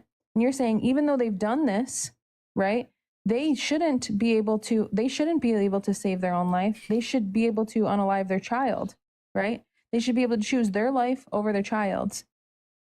That's a contradiction. So what's the reason that they can choose you should be able to their life over their preserve your child? life. That's different. Well, like I said, medical emergencies, sexual assault. You can't say that. You can't say that. You say SA. Right, and exactly, you have Charlie, still- exactly. Whatever you just said didn't answer my question. I don't know how it didn't when I clearly explained that. Because it's a contradiction to say that the standard I have, that when you consent to an action with knowledge of risk, you're obligated, only applies when you consent to sex and become pregnant in healthy pregnancies. But this doesn't apply to those who knew that pregnancy could have medical emergencies and they can't get an abortion. They're allowed to say, or they can get an abortion. They're allowed to save their own life. This is unequally applying your standard. So I want to know what the reason is, what the symmetry breaker is between these two scenarios, because so far it's just a contradiction. Right. Paradox, It's not really contradiction. When I said under extreme circumstances. Just saying under extreme circumstances doesn't tell me why in one case you're allowed to do one action and why in the other you're not, when the rule hasn't changed. The rule is that you do this you take this risk with knowledge of outcome.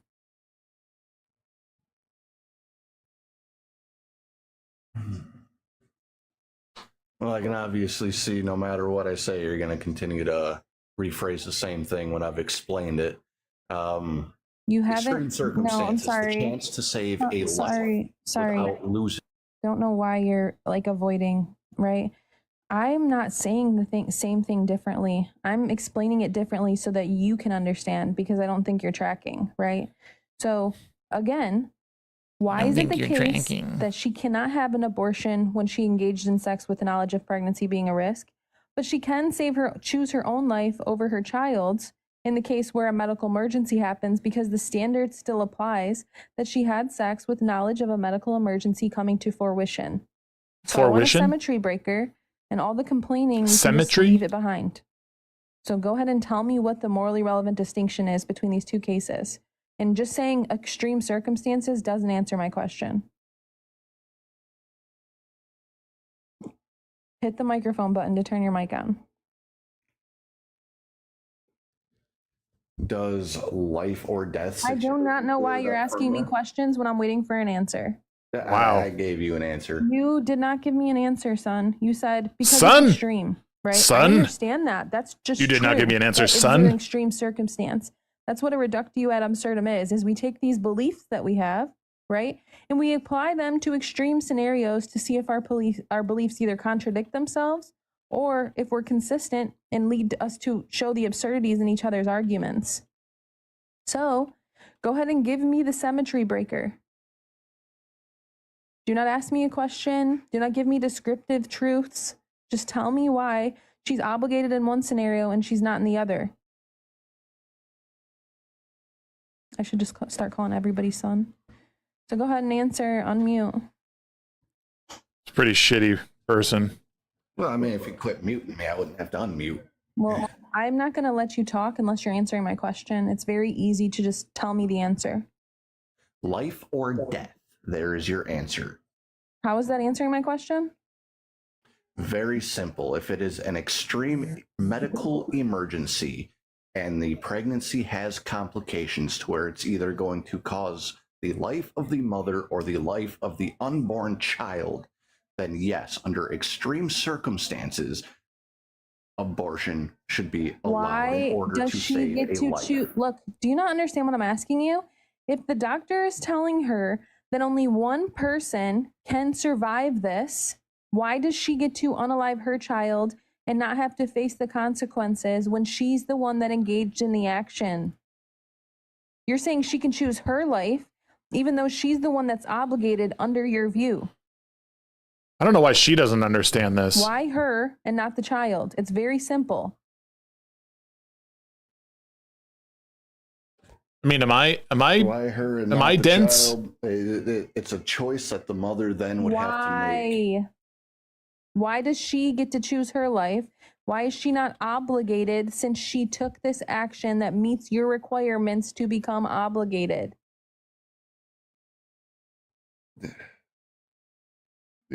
Getting nowhere with you. You're getting nowhere because you don't have answers. Yeah, I would go too. That was embarrassing.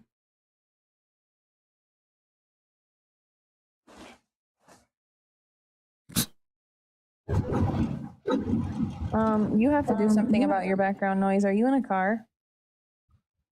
Yep. Okay, you can't be doing that on live. That'll get TikTok. That'll cause TikTok to take my live down. Really? Are you pro-life? What's up? Can you say that again? How old are you? I'm 31. Are you pro-life? You're right. Yes. Okay. What year were you born? 1993, March 24th. It was a Wednesday. I don't care about that. So I know you don't care. why are I'm you just being pro-life? facetious. Why are you pro-life? I'm pro-life because all humans deserve life, and choosing No way to this person's terminate a 31. life at the hands of somebody else is inherently wrong. Okay, so why is there a positive right that the fetus has to the mother's resources? It's a symbiotic Because, relationship. that fetus has a right to life, and if that's the Well, only the way, right to life is a negative right. I'm asking where the positive right comes from. how is that a negative right? The right to life, where people cannot aggress upon you, is a negative right. When you're saying that the mother has to provide her resources unconsensually, that's a positive right. Positive rights are what require other people to do some actions for us. And in this case, it's provide resources via the umbilical cord. So I'm asking where the positive right comes from. Okay, so you're saying the positive right.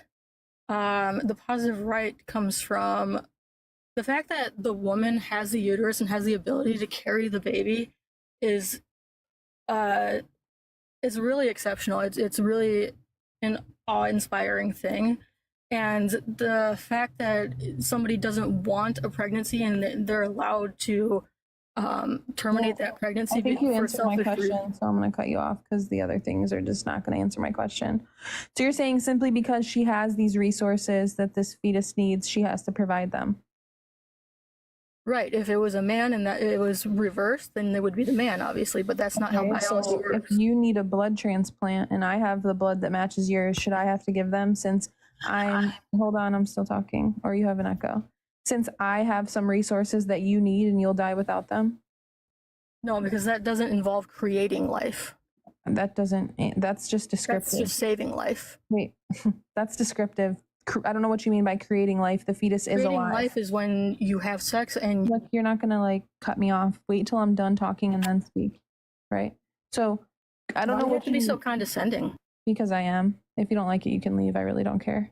Stop unmuting. So creating life just is going to talk about fertilization. That's creating life. It's already living, right? So now she's a month pregnant. Why does she have to continue to give her resources? But I don't have to give you resources when you need them, and I'm the only person that can help you. Because the difference between those two scenarios is the first one is actually schmurder. I know I can't say that word. And the second one is just choosing not to save someone's life. Schmurder is a word to describe just and unjust unaliving or lawful right, or unlawful. Exactly. It's unjust to end some. Can you stop talking while I'm speaking? Don't do that. Stay muted because you obviously have an impulse issue. So I can't. I really can't do this. 9, I can't. Are you not very smart? Can't do. I can't do that. Like that person is beyond.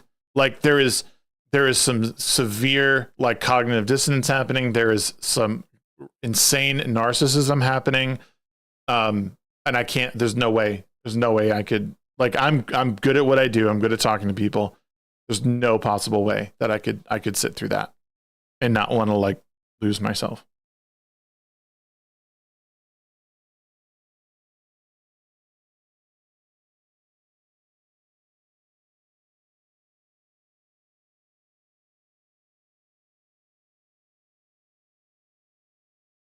Or whatever, then I wouldn't be able to tell you exactly because there's just so many occasions that I do watch the news and I do watch CNN, MSNBC, whoever really. I really don't have a choice. I think my favorite is CBS. I do like CBS a lot, but oh, for sure, rhetoric or something similar to that rhetoric. If you wanted to say fascism, if you wanted to say, Putin's asset, it has come out from some media outlets. If you're asking like specifically who it came out with, I mean, I wouldn't be able to tell you off the top of my head without probably some good Google searches, but also just saying that like believing that this doesn't happen, right? And it's also on the other side as well with like Fox News, for example, with conservatives pushing out fake stories, right? And all those viewers, they end up believing it, and all of a sudden it's fact, right? Fact is whatever people believe at the end of the day. I mean, that's how I see it, because Trump can say it's going to rain cats tomorrow, and a bunch of people will be like, holy shit, it's going to rain cats. You know what I'm saying? Because they do. I don't believe it. They do. Like you will absolutely, like, because it's like against their TOS to say words like that. You have to say SA. You have to say schmurder. I'm surprised they were saying abortion. People were saying schmortion for a while. Like you can't say rape. You have to say grape. All those things. You can't even say it on TikTok. You'll get taken down. You'll get a strike. They say it all the time, and people report them for it. Like people are petty enough to report. Hey, Maxter with the fucking sub over here, fresh cooked. Just got home from work. Not thought I'd come say hi real quick. Thank you, brother. Thank you. Oops. Trump-Russian collusion, which would give you a bunch of different things, but one of the first things that comes up is Adam Schiff, basically, on the video. And those are plenty of examples of people that had made that accusation, which are from the government, right. By the way. And yeah, it's been debunked. Comes from, they'll say we da Benin or Fongwe or Fong people, right? But what I'm saying is that is a label. That is not the name of the actual religion. It's called. You're gonna tell me what the name of the religion is. Santeria. When you say Santeria, it just means in Spanish saintism. That is not what it is. It's Yoruba. What's up, Silver? But again, it's all love. It's all everything. What I'm trying to say is, if you look at me, you'll say, "Oh no, he's white." But I'm more connected to Africa than a lot of people. So when I'm saying I just came here not to say about the labels, the he or the she. I just wanted to ask the host a question where it says on the bottom. White people are inherently racist. Women with cornrows are racist. I just wanted to ask you. There's a lot of beautiful black women that they put blonde hair on and they look amazing. Oh my God! Racist. What is happening? Or is it more of an expression? Stop talking about your spirituality. Well, hold on, y'all. Hold on. Everybody mute. Alo, you mute for me too, because at this point you done pissed me off. I'm not arguing genetics with nobody. Black people can literally grow blonde hair, straight hair, all of these things out of their fucking head. I'm talking about culturally significant black protective styles in their natural hair, which could be the things that you're trying to argue with us about right now. That argument is so disingenuous and shows such a lack of education and a lack of cultural understanding. So you want to try something else? No, I was just asking what that question there is. Women can express herself whatever color it is, doesn't make it racist. That's what I'm just asking you. Cultural appropriation is a form of racism. Black people cannot wear their hair, whether it's culturally, protective, or naturally, without the aid of certain things being implemented, which is not even adopted and implemented everywhere. It's seen as unprofessional, unkempt, all of these things, right? So why would it be okay for someone else from a different racial demographic to be able to partake in it and goddamn not have the same repercussions or implications? Explain that. Maybe let's say if somebody comes out and they dress like let's say what's the most I'm not talking, no. I'm talking about culturally significant things only. I'm not talking about dress. I'm Cuban. People look at me and when the first thing they will remember is say Scarface. Okay? So they tell me, hey Chico, or they dress Cuban. Real quick, they can't tell that you're Cuban by looking at you.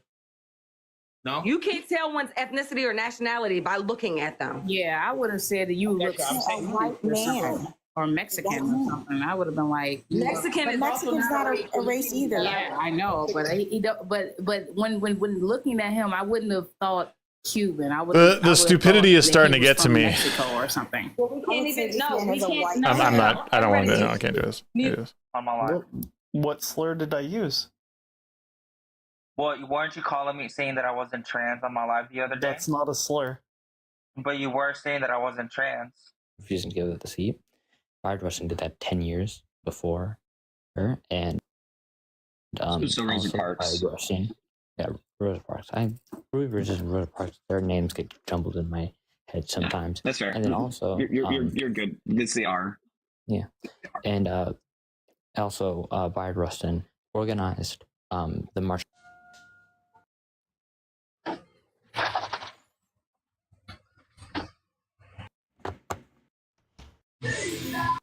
Right? So I already put it in the chat. It's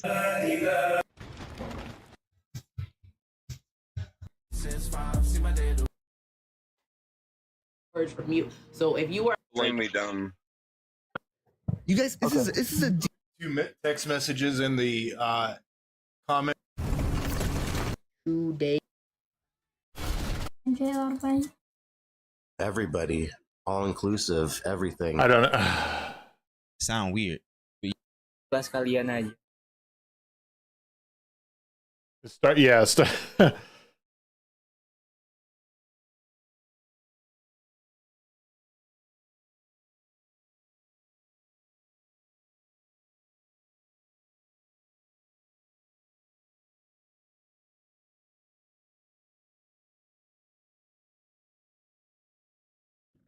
I don't know. I want to keep going. I can't.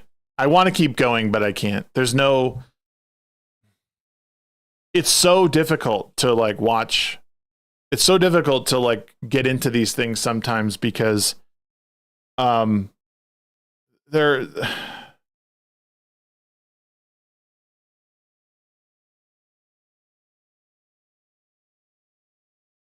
Argue with me for no reason. Of water from Google is the only information I got. All this information I'm telling you, I learned it from school, from biology. I'm telling you. All right, listen to me. Here's how this works. We're having a conversation without looking up definitions on Google. It's my mind against your mind. If you have to look something up, then I'm sorry. You've stepped outside of minds and now you've gone to something else. Religion, and that's against everything that they're doing over there. I don't get how we can support somebody like that. I'm with you on that one.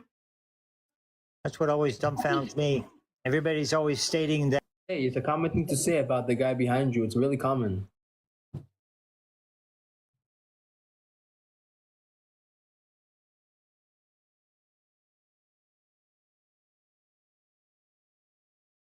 Give me 1 second, guys. Someone's knocking on my door. Let me go check real quick. I'll be right back.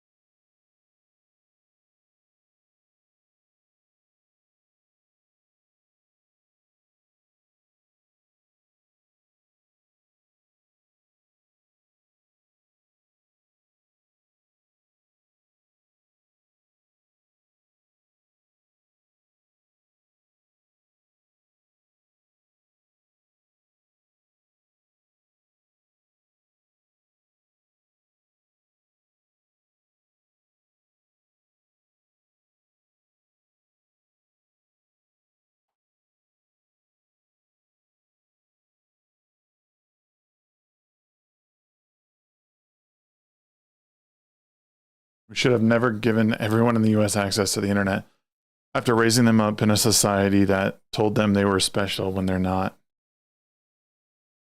Yeah, the debate space on TikTok that I'm seeing is just a very, very weird. It's a very, very weird place. And very disingenuous.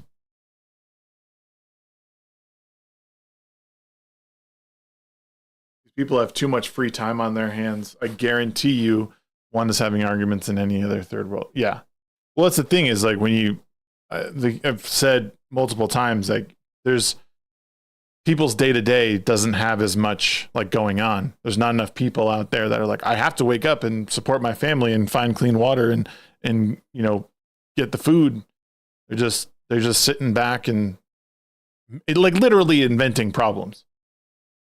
Like, I mean, TikTok is like TikTok debates are quite honestly the 21st century. Like it's here's a problem that doesn't really exist. Like there's a couple that I think might have like something that they're really like good at talking about, but most of them are just like I'm totally privileged, and none of this stuff really affects me, but I'm going to sit here and argue about it, and pretend that it's an overarching issue, not even realizing like these people live in the very best time in history.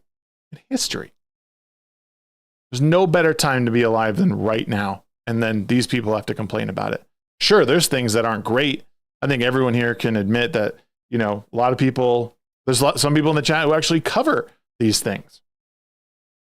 And there's people, a lot of you guys consume the content of, our discussions, my discussions, other people's work on why culture is, collapsing or whatever, why there's issues with it. There are issues. There's no doubt about it. But the constant conversation of like these like real like systemic things that are going on that oh my God, we have to uproot it all. We have to burn it to the ground. Nope, not even close. Not even close. You live in the best time. There's never been a time better than right now to live. With all of today's faults, it is still the best time to be a man, to be a woman, everything. Jerry System, thanks for subbing. Appreciate it.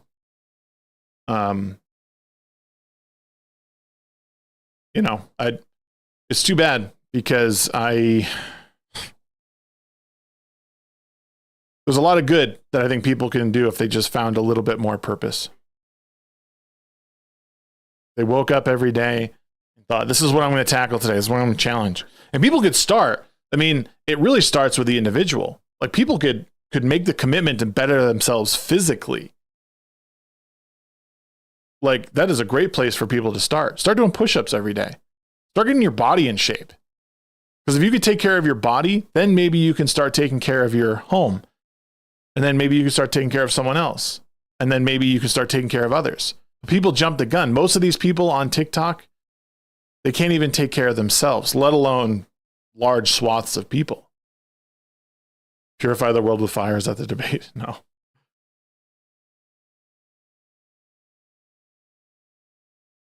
Yeah, no, it was the best of times, was the worst of times.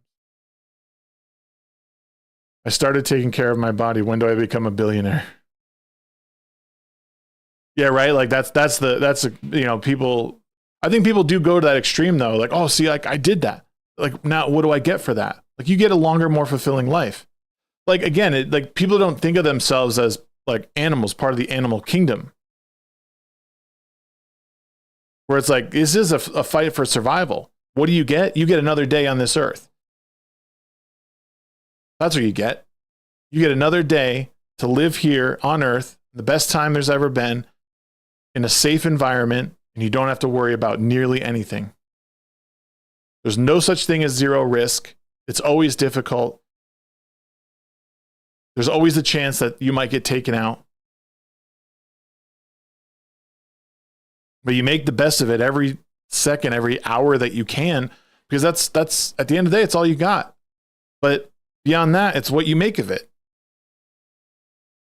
But if you're not setting up challenges for yourself or goals for yourself that you're hitting and you're not doing things that you want to do and completing those things, well, you don't have any right to bitch about them. It's on you. You got to do it. And if people had that like mindset a little bit more, they would find that complaining on these TikTok debates about stuff they probably wouldn't do it, because they'd be like, well, I have other things I got to do. Life's what you make it. So let's make it rock. Yes. Round is a shape. Stop picking on me. Is round a shape, or is round like I feel like a circle is a shape, but a circle is round. Does that make sense? Like what is round? Is round like I feel like it's round is like a vector. Is that how round is a description? Yeah. Round is it's an adjective. Right? Adjective, yeah. Whereas a circle is a verb, or it's a noun. I'm such an idiot. Oh!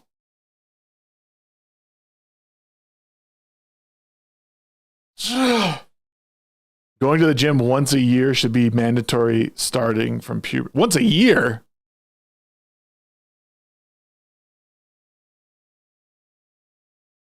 Round is a descriptor. Yeah.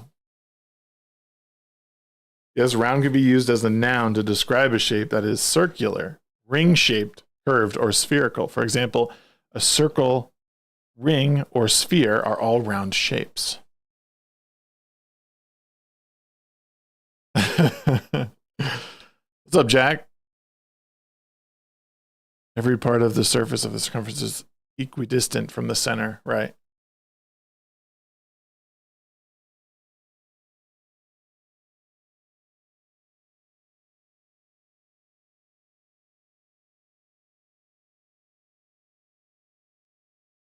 Okay.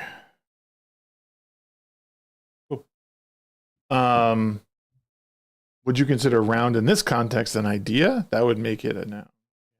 Well, I don't know.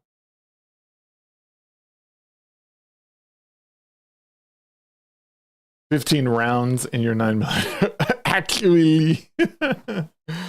Oh, man.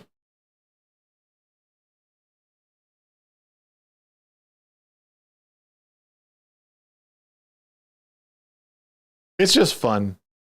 I have fun with you guys. You guys are the best. I have the best chat. Guys, did you know that tonight I'm going to get to sit down with Drunk 3PO and we get to talk about his new comic that's coming out, all the stuff that he's been doing throughout his career, where he's gone, where he's now, and where he's going to be. Ready, Set, Shag is coming back tonight at 8:30 p.m. Mountain Time. I'm really excited to do it. We'll be live on YouTube, we'll be live on Twitch, and we'll be live on X as well. So there's flat earthers and round earthers, am I right? Yeah. No, it's a spheroid, isn't it? Isn't it, Darkopter? The Earth is a spheroid.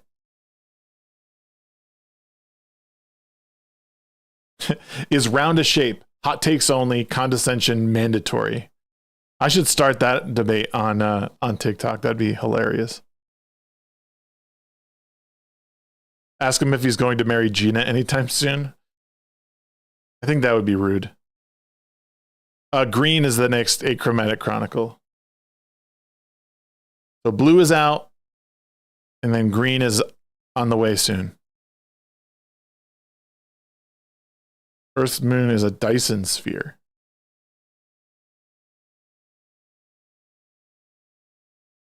Yeah, I'm excited to talk to Jay. Jay's good people. I got to meet him and Gina last year at Salt Lake City FanX. So, Hollow Earth and Donut Earth is the new thing. Donut Earth?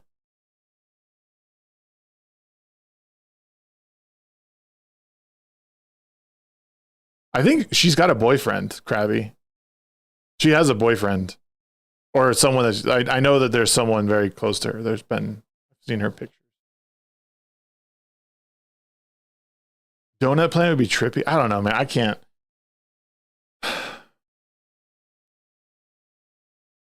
Sometimes I just think, fuck, what if we are on a flat Earth? Wouldn't that be wild? Like, what if all those people were right?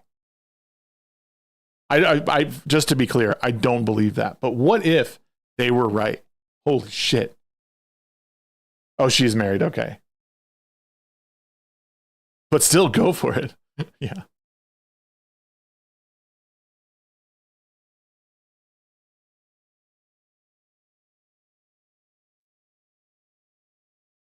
Oh, man.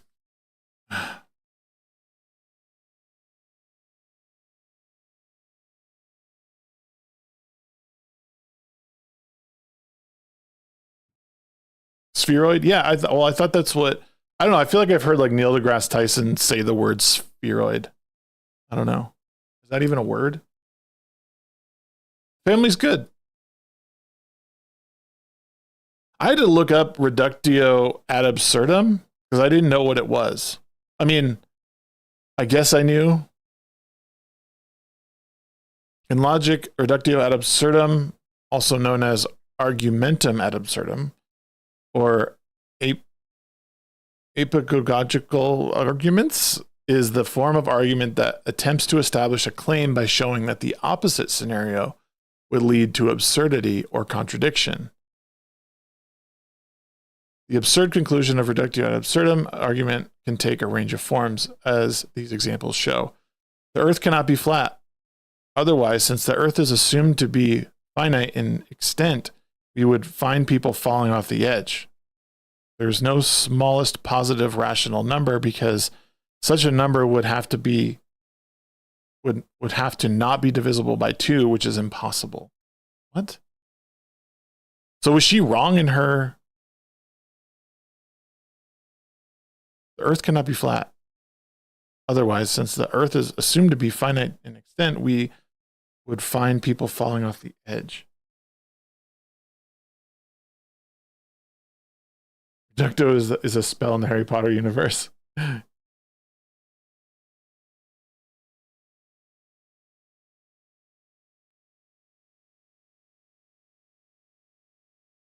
Oblate spheroid. It's a gotcha kind. It's a gotcha kind of argument. Yeah. I don't think that chick was using it in the right way, though.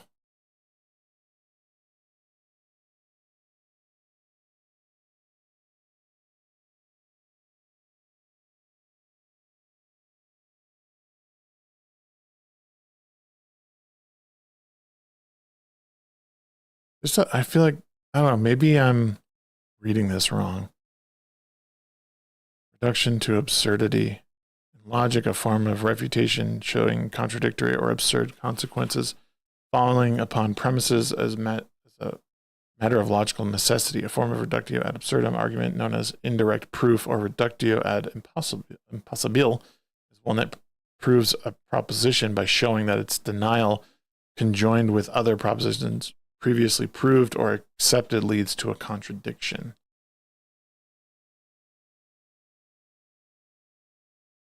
Anything pushed to absurd limits.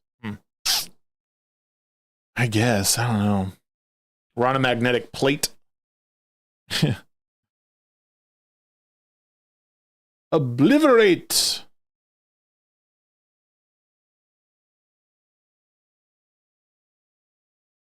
Yeah. I heard Neil, if it was as small as a tennis ball, it would be as smooth as a pool cue. Yeah, it would be smoother than any like ball machined by man. You get like, just because given the Earth's sheer size, and like, so the lowest point is the Marianas Trench and the highest point being Mount Everest. The distance between those is only like 11 miles or something like that. So because, like, even though that's really big to us, the Earth is so giant that if a giant could run its fingers over the top, like around it, it would feel completely smooth, like a machined ball. Which, again,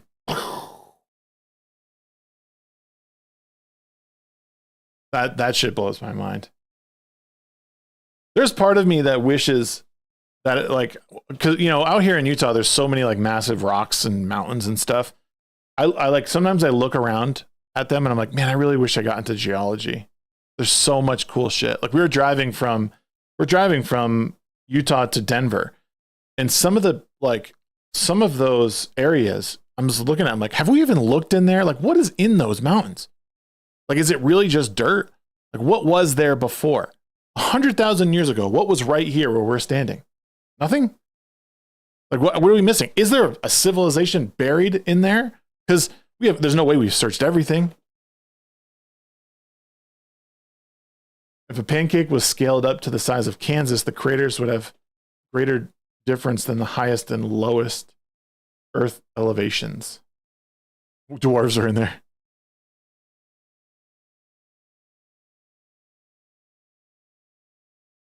Yeah, that's wild, Jack. That's wild.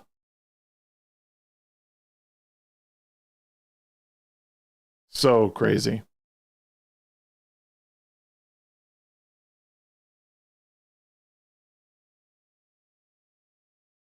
Not exactly. You could feel sandpaper.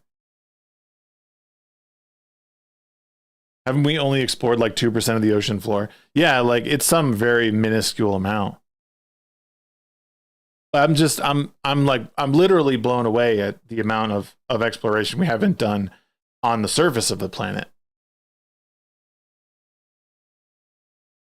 No, yeah, there's no way we like explored our land, but I'm more interested what's in the land, right? Like when you think like everyone's like just looking like, okay, we're looking surface level, but over time, like, you know, wind blows and like you have, you know, if trees, if there was formerly trees in an area and, you know, all that stuff is falling and this circle of life is sort of happening, like you're getting that sediment put down, it turns into dirt, which compacted over, you know, a couple 100,000 years or a million years turns into rock. So what are we missing under there? Like what is underneath all of this stuff? Like we haven't explored. Yeah, archaeology hasn't explored all of these things. What's there? Like, is there literally nothing? Is there literally nothing? You know, there could be something directly under my feet from, well, this used to be like Bonneville or whatever, Bonaventure or something, where the Salt Lake Valley was, where the Salt Lake is, it was giant before. Go to a cliff face, there's millions of years of sediment in just 500 meters. Well, that's what I mean. Like now go into that. Like, so if you like say it's a giant shelf, so it's, well, let's just say it's like half a mile high and that plateau goes out, you know, 50 miles. What happens if you drill into the side? You go up 250 meters, drill into that like 4 or 5 miles. What are you going to see? Get a core sample out of that. Like, what are we going to see back there? Like, is it just rock? Has that just always been rock there? Or what? What are we seeing? Or what could we find? I want to know what's under the Sahara Desert. There has been some lost cities under all that sand. Like, yeah, like all that stuff. Like maybe not out here in Utah, but like I feel like there's got to be places. Like maybe the Arctic, maybe Antarctica. Like love really like Siberia. Like more exploration in Siberia in these like really really harsh environments. Maybe they don't do it because it's so expensive because people go missing and they could die. I just feel like we're missing out on so much history. And, you know, maybe there's something to it. I mean, there's, you know, all the experts, these archaeologists are like, well, people aren't going to go where it's uninhabitable. We haven't found tools in these really remote areas in the Arctic because they're, you know, you're going to find them in warm places. You're going to find them on coastal regions because it's where food is.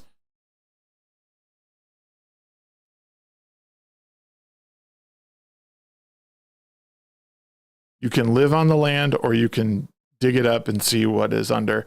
You must choose. You can't do both at the same time. No, of course. Well, that's what I mean is like going into these areas that are very remote, like, you know, like middle America. There's like nothing out there. So let's start looking. Let's start digging. Obviously, I can't dig like into the foundation under my feet, but I'm really interested to know like, well, the world was different 100,000 years ago, or likely was, or even 1,000,000 years ago. Like how far down do we have to go to see that history? How many layers do we have to go down? I could go into my garden and dig 6 feet and find Roman stuff.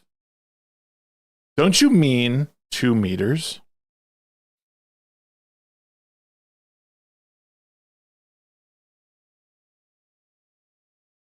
Yeah, I so wish I'd gotten into like archaeology or geology or something. Rocks fascinate me. Like history does fascinate me in a lot of ways.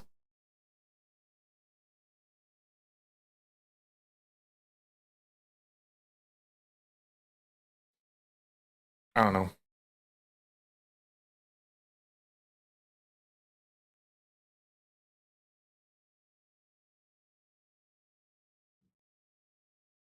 You can live on the land. Oh, yeah, I already read that. I don't know why. I thought there was a new message from you.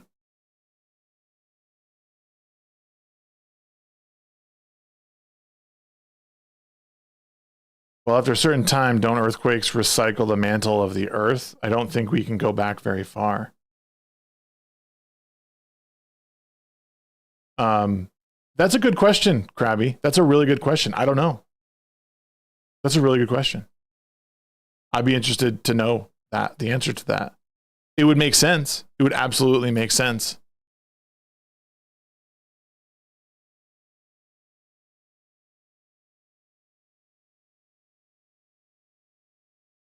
So, our road signs are in miles and yards? Really? What? But you drive on the wrong side of the road, fucking weirdo. Earthquakes are the effect of one plate slipping across another diving plate, or rubbing. Because there's some that dive underneath, there's some that like rub, and then there's another one.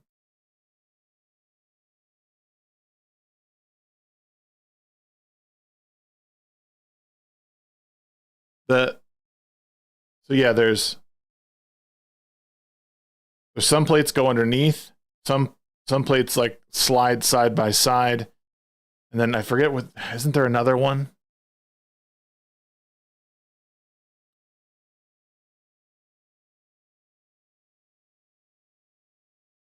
I don't remember.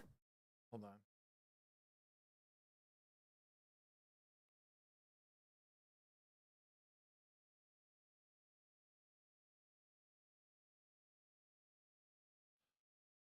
Let's see.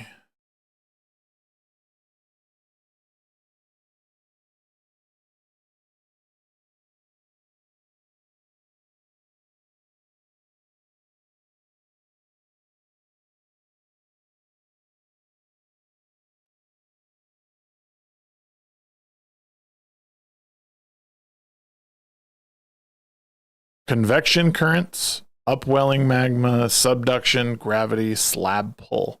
Oh, so some move apart from one another.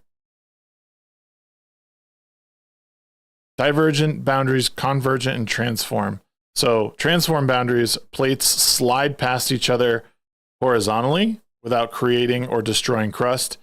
Convergent boundaries, plates collide, resulting in subduction, collision, or continental crust thickening. And then divergent, meaning plates will move apart from one another, creating a new crust, or magma rises to fill the gap. Those are the ones. Did you guys pass that driving on the left? The Aussies, I hope that you don't drive on the right side there.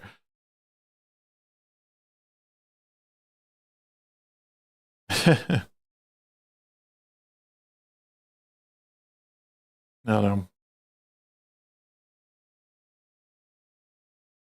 Good stream though. Good stream. It was fun. Samsona, pizza with or no pineapple. Pizza with pineapple, Samsona. Absolutely. Pineapple on pizza is completely acceptable. Pineapple on pizza is completely acceptable. I'm happy to accept you if you don't agree, but pineapple's a crime on pizza? Whatever you say.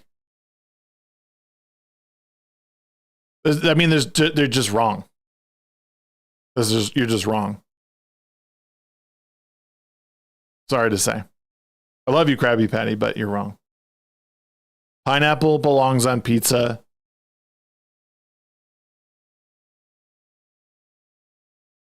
Pineapple on pizza, and you're ribbing me for driving on the left, you weirdo. Listen, I'm calling the police. Listen, y'all. What a great way to end. No, I just wanted to ask. I just tried the Hawaii toast. Bro, Hawaiian pizza is awesome. Like, I mean, you get pineapple, ham. Pineapple and ham on pizza? Pineapple can be on pizza. Yes, it can. It doesn't have to be, but it does belong there. The pizza must be designed around the pineapple. Can't just throw chunks on the Detroit. Yeah, I agree. I agree with that, Charlie. Anwell, what's up? Well, I'm heading out now, Anwell. I appreciate you stopping by, though. Some quick announcements too, guys. Discord. If you're not a part of the Discord, might I suggest you join the Discord. If you're over on Twitch, you can find the link in the panel below to come over to Discord. If you're here on the stream, there should be a link down in the description for you. Try and come over, hang out.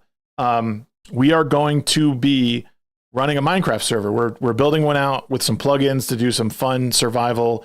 It's going to be available for paid members to start. That's where we're going with that right now. We got to keep the riffraff out, but we want to, and it'll help pay for it. It's not necessarily to like cause any issues, but it's going to help pay for it in the long run. But please think about joining, being a part of the discussion. We're doing watch parties tonight. We're going to watch episode 6 of House of the Dragon after my interview with Drunk 3PO. Nutella pizza? Get out of here. It's going to be Java, Jack Tarlad, Java. So we're getting the plugins worked out. Then everyone can join. But yeah, if you're a paid member on YouTube, paid member on Kick, paid member on Rumble, or paid member on Twitch, you will be able to join and get all the stuff. You need RTX mods? You don't need RTX. They'll just be regular. There's no mods. It's plugins. No mods. So you don't need to like kill your computer. It's all server side plugins. So you have your Java, you get the correct version, and you run it. That's it. It's pretty awesome. But yeah, we're going to try and do a community server, but you got to join the Discord to get all the information on that. And then, yeah, House of the Dragon watch party tonight after my interview with Drunk 3PO at 8:30 p.m. Mountain Time over on YouTube. That'll be a great discussion. We're going to talk about his new comic. We're going to talk about Geeks and Gamers. We're going to talk about Comic-Cons. We're going to talk about all things creative and awesome. I can't wait. What channel is the Minecraft discussion happening on? Some of it is happening down in the gaming section, Charlie.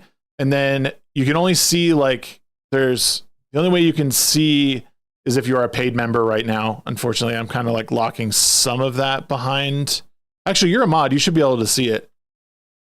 Where is it? It's under Shagscraft. Mods and plugins. Okay, only admins and paid members right now can see that. But you can also go down under gaming. I'm sorry, where is it? There's a thread under gaming for Minecraft server. We're also talking about it. Because that's where we're going to put all the server information once we get it out. But anyways, I love you guys. Thank you so much for watching today. It's been a lot of fun. Check me later on. Put the notifications on. And we'll check you out later tonight once my kids go to bed and we're ready to go. Love y'all. Always a pleasure to see you. Check you next time.